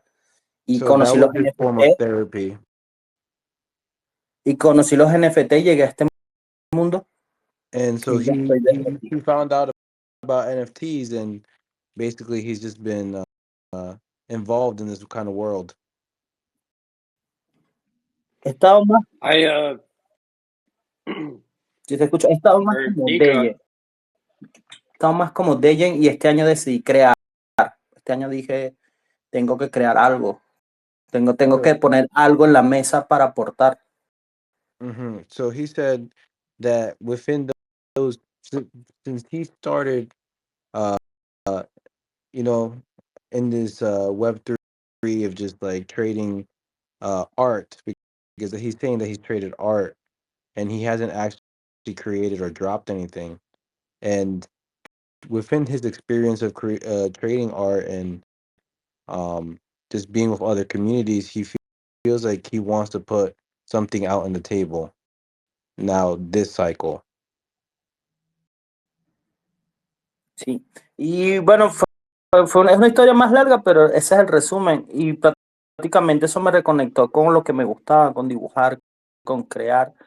Y decidí, tengo muchas colecciones porque lo uso como terapia. En una noche puedo hacer una colección entera, So todo, he said, todo uno a uno. that uh, at the moment he's kind of um, been using it as therapy of like kind of just creating NFT collections to like for himself and uh, pretty much like he's happy to be here So for he's sure. an artist though. Like, correct me Yeah, if I'm wrong. He's an artist, right? yeah. Que eres artista, ¿no? No me gusta llamarme artista porque conozco muchos artistas que tienen muchos estudios, pero yo lo Mhm. llamo que me expreso a través del dibujo. He says that he wouldn't consider himself an artist because there's other people that have went to school and have certain degrees for it, but he has He's an yeah artist. he but yeah he He's for sure yeah an he's for artist. sure an artist. Que Does, tú eres de verdad un artista, no tienes que tener ningún papel. Pero ojo, este año decidí crear, cada cosa que hago tiene un porqué y la base también es la imperfección. Neopunk en la página muestra todo lo que es la expresión de un pensamiento cultural, por eso lo creé y lo amo, en especial amo Neopunk. And neopunk, he says he loves neopunk because he made it. Neopunk, I just threw up a collection up at the top there. That's one that he made. it looks like similar to the Rick and Morty Mhm. style, or like the and God Hates NFT style. Do you want to ask him like what his favorite style of artwork is, and like uh, what his inspiration was for neopunk, if that's what his main What's his collection favorite is? thing to draw? Like, what does he enjoy drawing? Te quieren preguntar qué es tu cosa más favorita de pintar. De pintar. Es que yo tengo TDA, entonces yo puedo caer en un hiperfoco, entonces de repente dibujo mucho pixel, He loves pero también pixels. puedo, si me gusta otra cosa, me enfoco y empiezo a diseñarlo también.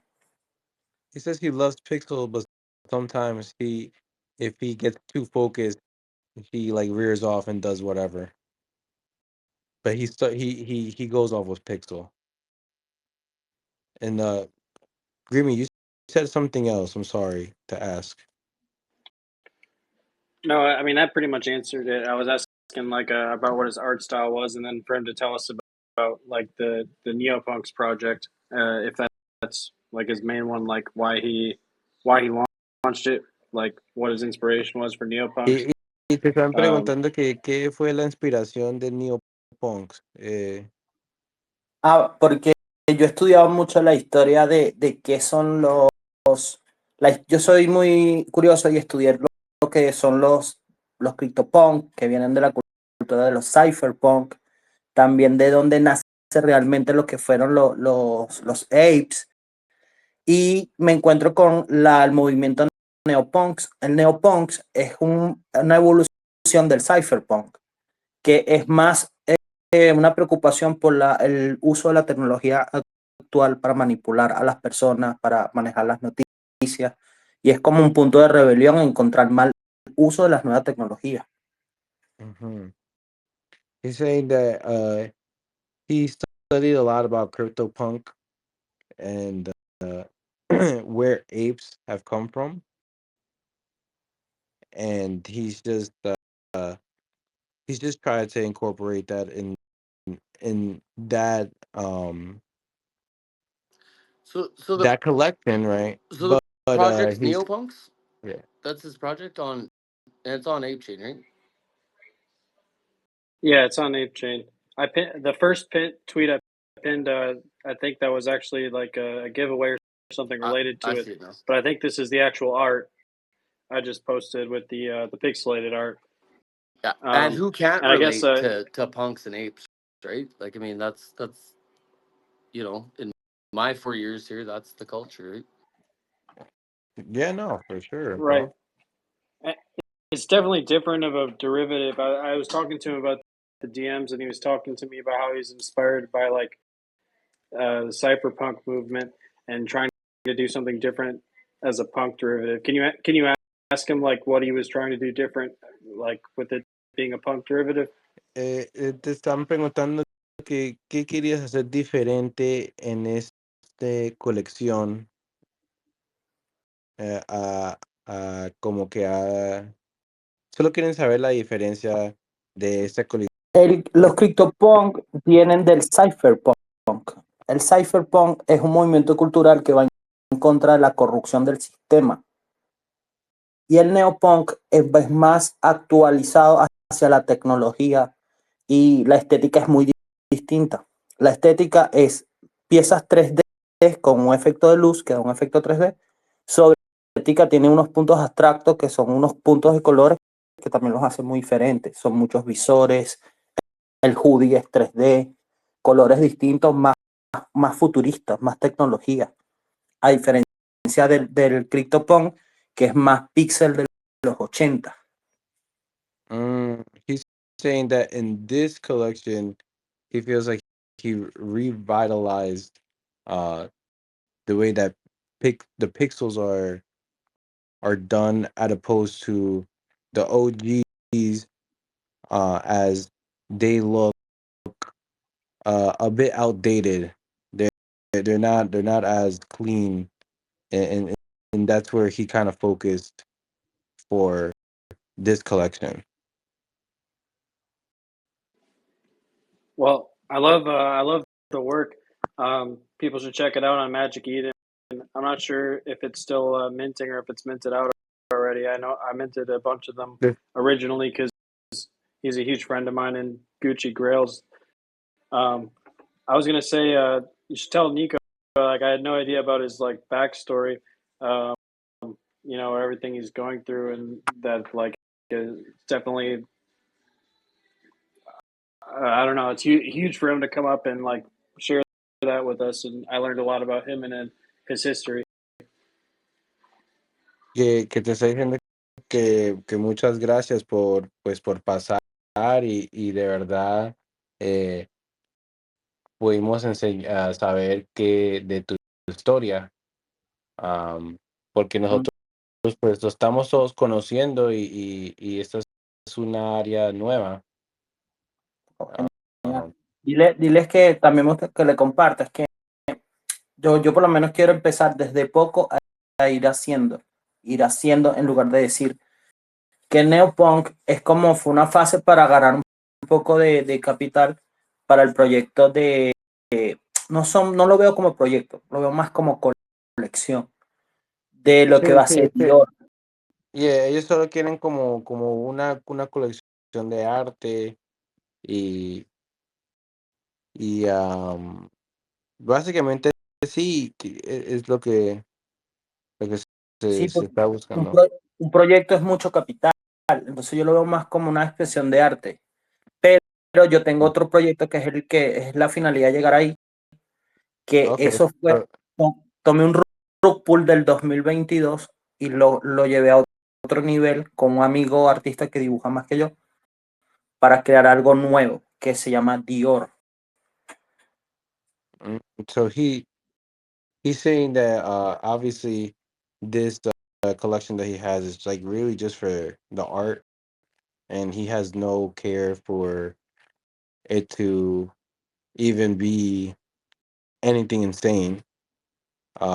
He's saying that if people want to keep following and just be involved, that he has big things planned, but he wants.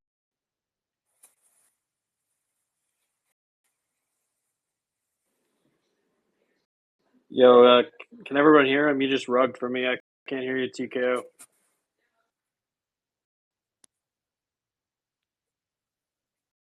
Oh, yeah, did I lose I you? can hear you now. Did I lose you? Yeah, Yeah, I you can rugged. hear him. I was able to hear Yeah. him. Oh, okay. Guess it was me. I can hear you again Okay, now, cool. though. I got Sorry. scared. All right. Yeah, I'm also really stoned, so it's like I'm like, oh shit, like I'm put in the spot right now. Um, talking in Spanish and shit. But do you guys have any questions for Nico? My question is like, where can people keep up with his work, and like, where would he recommend people follow to keep up with his work? So ellos quieren saber que dónde pueden am, pues seguirte para ver tus trabajos y de pronto futuros cosas que quieres hacer. En mi cuenta principal es esta y tengo una que se llama Jackalap, que Jackalap es como un personaje guerrillero que ahí lanzo colecciones CTO Okay, gratis para que la gente las tome. so he said that you can also follow his page, his main page, where he'll be talking about whatever he has going on at the moment. And then he also said that he had another page. ¿Cuál fue la segunda página que dijiste? Yo la estoy buscando. Jackalap, Tú lo ya puedes se la poner pin voy a poner en, arriba. Sí, la en- voy a poner arriba. Hago expresión, lo que hago es lanzarlas y que la gente las tome y esperando si la gente quiere construir sobre ellas.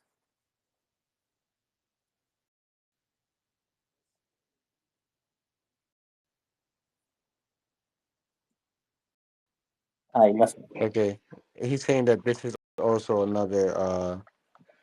um another one of his posts. This is his page as well. Well, Does anyone else have any questions for Nico? Otherwise, give him a thank you for coming up, Dice que and muchas, appreciate him sharing his art. dice que muchas gracias y gracias por pasar y mostrar tu arte.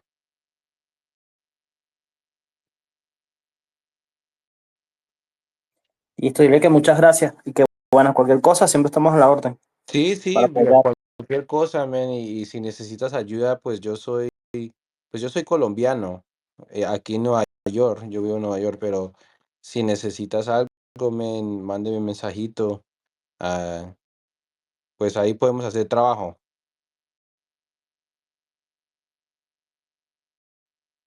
Listo, parce, ya le sigo. Dile a Frankie que Sí, muchas sí. gracias a todos. Thank you. Claro, primito, claro. So he said thank you so much, and that he'll definitely be stopping by, and uh sí, Nico, no se esconda. Tiene que salir. I'm just telling him not to hide and just just be active.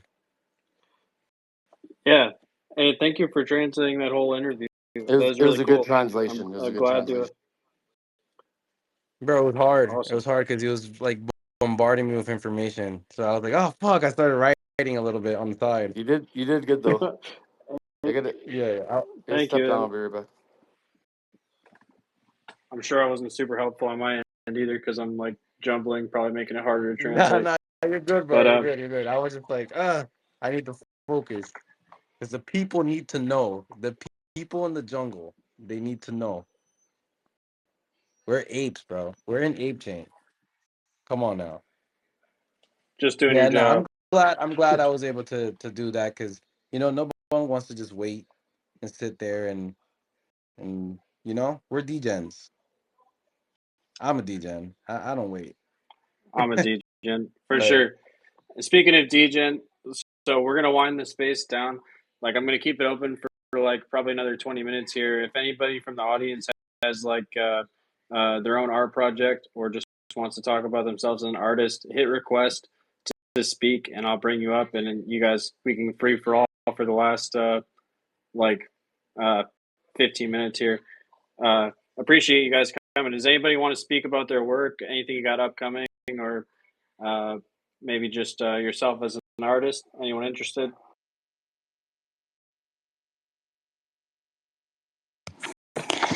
Morty, Hello. come on and speak. How's it going? Hey, everybody. Yeah. So, I just wanted to take the chance to say thanks for making this space.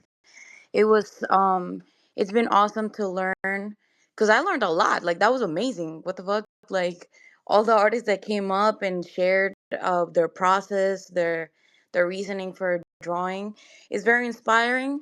I messaged the Blue Eyed Queen on the side because as a woman, it's really inspiring to have female artists speak up. And it's really encouraging. A little bit of shilling. I'm working on a project, a personal project. I'm finally in the works for it, and I'm really excited. I love art, but as a older sister in a Hispanic household, um, being the oldest, I kind of took I was in the back burner. I was a big part of the foundation of the family. So it wasn't until I got married to this amazing man, Trill, that I was able to have space for my art and kind of reconnect with it. So I'm really excited. I've been working on this project since ETH days, really. I designed it, but I never had the courage to run with it. I was really scared of failure, but I also feel encouraged enough to fail and learn from it and keep trying and keep going. So I'm really excited. I'm hoping that we can launch the NFT collection soon. Um, and What's the name of your project? so right now I'm leaning heavy towards trailheads because they're little PFPs of different different uh seasons of my husband, TKO. When we first met, when we first started dating, I fell in love with him because he was so rebellious, and he's a musician, so he has a lot of music that he doesn't really talk about. But I fell in love with him because of that, because he was so creative, and he even made me a song. And so since then, I've been like drawing cartoons of us. Giving him to him as gifts, or like every date, every anniversary we had. And I decided to polish it up, and it's really the start, because I want to do a second launch with Maury heads, so that they can both be together, and as the family grows, do more launches. That's really my plan. The family grows. Yes, sir. Um, Oh. but I'm excited because I'm building the website. It's a project that's very dear to my heart. I'm building up on the lore so that I can share it. Exactly why I drew it in certain ways. I'm planning on sharing a bit of Trails music also, with some of the heads. And so I'm really excited. And I just wanted to take the chance to say again, thanks for spaces like this, mean a lot. I've learned so much. I got to see new artists, and now I will follow and admire a lot of AI stuff that was just amazing to learn. And so this is such a wonderful space, and I'm really happy for it. So thanks everybody. Hey, thank you. And I like I like the preview that you posted. I threw it up on the jumbotron so people can look at it. I don't know if this is related to the project you're Yes, talking yes, about, but that is exactly, yeah. I like it. Yeah, I'll follow you and stay posted. And thanks for talking. You're welcome to come back if you have it fleshed out, or even just to talk about yourself as an artist if you want to be a guest artist. Anybody here that wants to be a guest artist, just shoot me a DM, especially because we're having these every day. We have plenty of room for people to talk. Um, all right. Anyone else want to talk about their own project or anything they've got coming up on Apechain?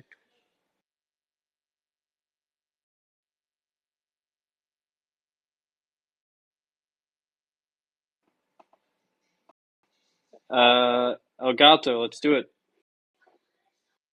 Meow everyone, GN, what's up, what's up? So what's up? GM, how's it going? It's doing good, it's doing good. First of all, so sorry I was here by Nico. I was supposed to translate him, but I got lost. I had to do something with my kitty cat, so sorry for that, Nico. And yeah, my name is El Gato, that is the cat in in English, and I'm a cat sanctuary here in Chile. I'm representing the Latin community of Apechain. I was brought to Apechain thanks to Nico down there, and I've been here for like 4 years making art in Microsoft Excel. I'm a Microsoft Excel artist. I make my art in a spreadsheet in Excel because I'm an engineer. So 14 years ago, yeah, 14 years ago, I rescued my first cat, and I started this sanctuary, and I rescued more than 200 kitties here in my country. What was the And name of the for first cat? What was the name of the first one you rescued? Pepita, Pepita was the first cat that I rescued. She was a white kitty. I rescued her from like a dump yard, and I have her for like 10 years since she passed away. And then I started to rescue more and rescue more and rescue more and rescue more.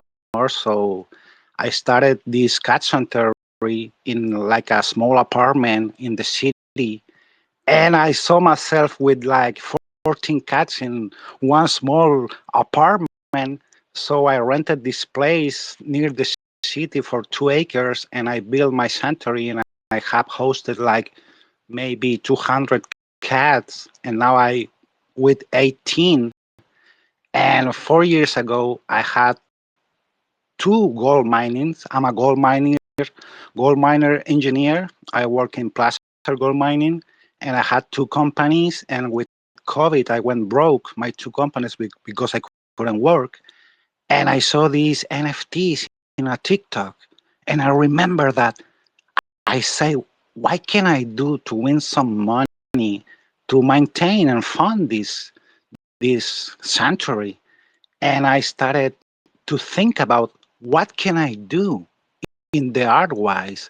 So I know how to manage a spreadsheet. I do Excel every day. So I'm started to draw kitties in Excel. So that was really funny. And I started to study all these NFT blockchain and wallets and tokens. I didn't know anything about it.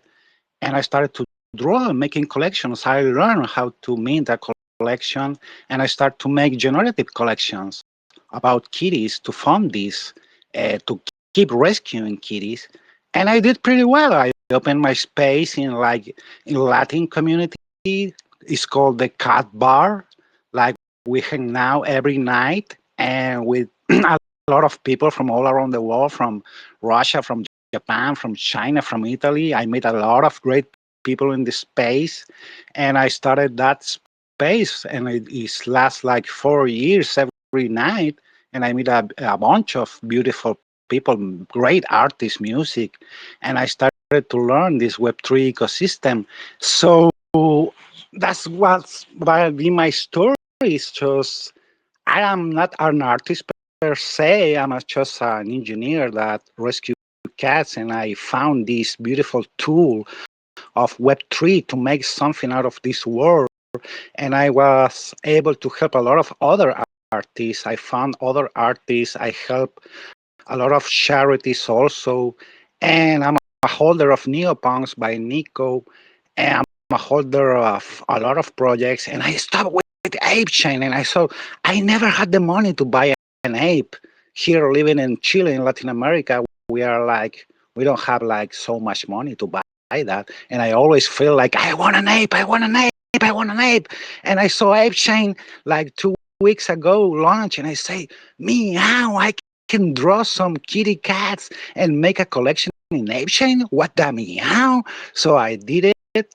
I have a collection. I don't haven't launched it yet, but I stumbled with an artist, 15 years old artist from a daughter, a friend of mine, and they are struggling here in Chile. They don't have a job, so they are about to lose his apartment. So I brought in this daughter and say, "You're an artist. You can draw. Why don't you draw some kitties and we launch it in Apechain so we can make some money so we can save your apartment?" And she did it, and I launched that collection last night called Ape Cats Formula One because she loves Formula One, and she did an amazing job. And I launched the first 500 yesterday for a free mint, and we sold out that 500 in like a few hours. And tomorrow we are going to start to mint the public mint in one ape.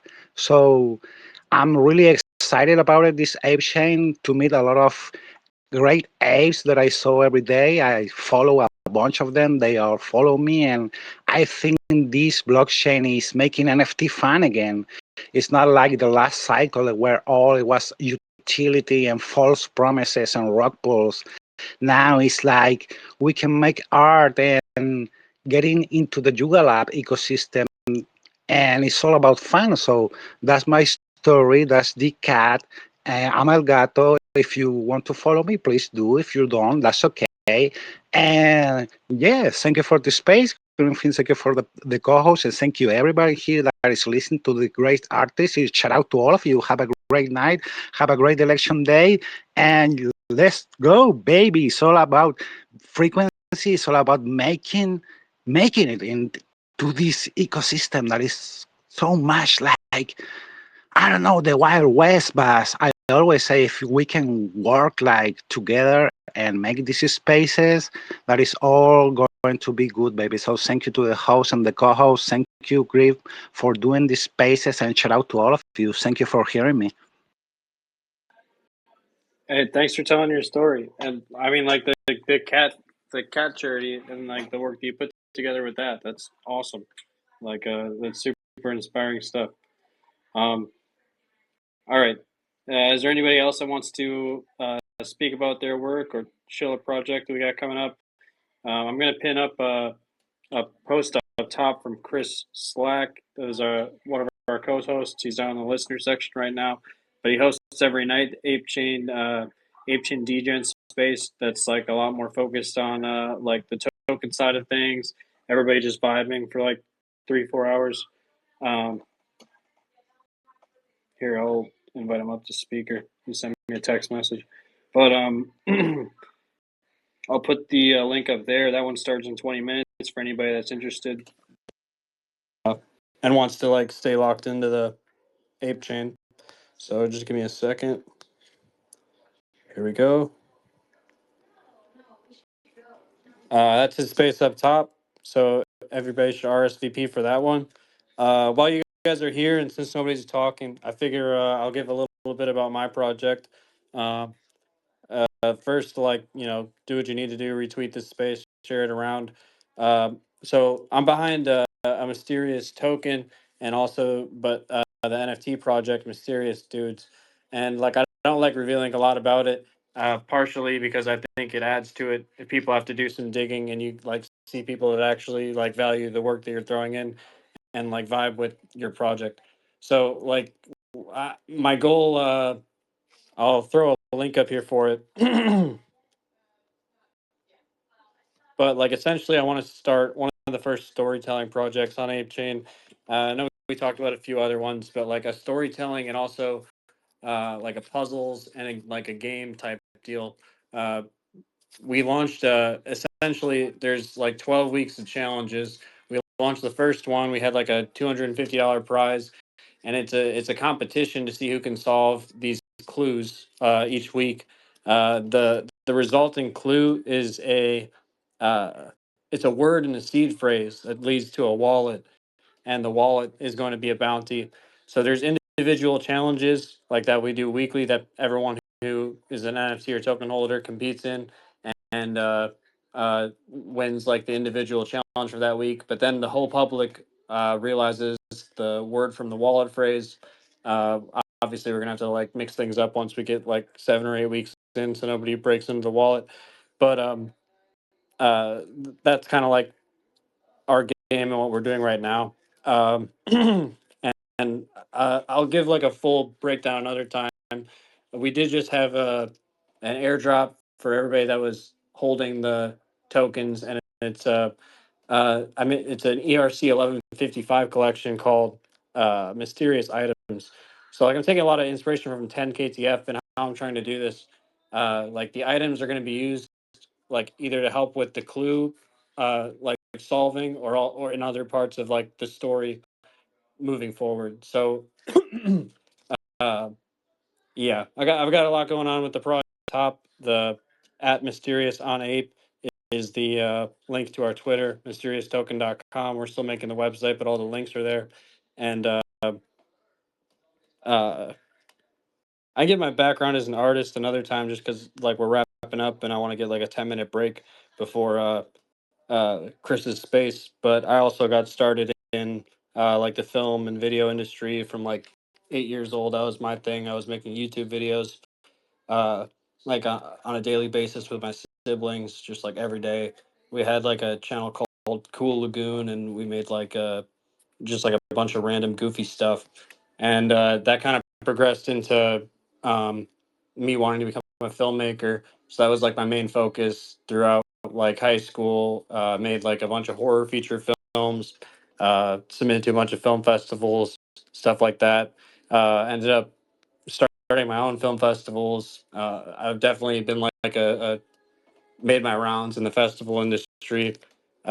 With I've probably won like 50 or 60 film festivals. So like film was like my main medium for a long time, and then I kind of dropped off in college, studied digital art for a year or two before pivoting to economics because I think, oh, there's no money in it, and that's why like partially why I love NFTs so much. I came back to like the Web3 space trying to make money, like probably the majority of people, and then you fall in love with the art, and you realize that like most of these traders are actually artists that just need to be reminded to get back into it. So like that's kind of I had taken time off from work. Like a lot of people said, I like 5 or 6 years I hadn't been producing much art. Got back into NFTs for trading. I realized like this is something special, and it's also like a new way for me to get my digital art out. Um, so in college, I was working a lot with like digital glitch art. Um, that was like my forte, and I actually enjoy making it more than films. But it was just something that I didn't really know what to do with before NFTs. I didn't know what people really do with their digital art besides share it. So that's like a little bit about me. I'll jump in another time. But thank you guys all for visiting the space. I'm going to pin up one more time Chris Slack's space that's about to start in 15 minutes here. So that's up top. Uh, but I'm probably going to mute and just leave this open so you guys can switch over to that space. Thank you all for joining. And we'll have another one tomorrow, most likely same time, 8:30 p.m. And thanks everybody for your support. Retweet that shit up top. Yo, thank you, bro. Thank you for having us, bro. Yeah, thanks for And co-hosting. I really appreciate it. yeah, nah, bro, for sure. And I'm definitely gonna look into your stuff too, bro. 'Cause I wanna support. I appreciate it. Yeah, I'll give it like a full rundown one of these times. But like, I Yeah, nah, I'll probably just DM you and just freaking bother you a hell little yeah. bit after. Yeah, part of what I want to do is like have like the game generate so much attention, like the challenges that people like see it and are intrigued and try to like jump in themselves once they see it actually unfold, rather than me like make a bunch of promises in the beginning. So I will say like I don't give a ton of alpha with it, but like sometime in the next 2 days we're gonna have that next clue that anyone can participate in solving. The winner's probably gonna get a prize around $250, and uh, anyone can participate in the puzzle or prize, and you have to claim it. You have to own one of the NFTs. So that's kind of like how we do it and support the NFT project, and or the token. So, all right, I'm gonna chill out for the rest of this. Thank you guys all for coming. Retweet that link up top. That's to Chris's space in 14 minutes for DJ Hours, and I'll see you guys there.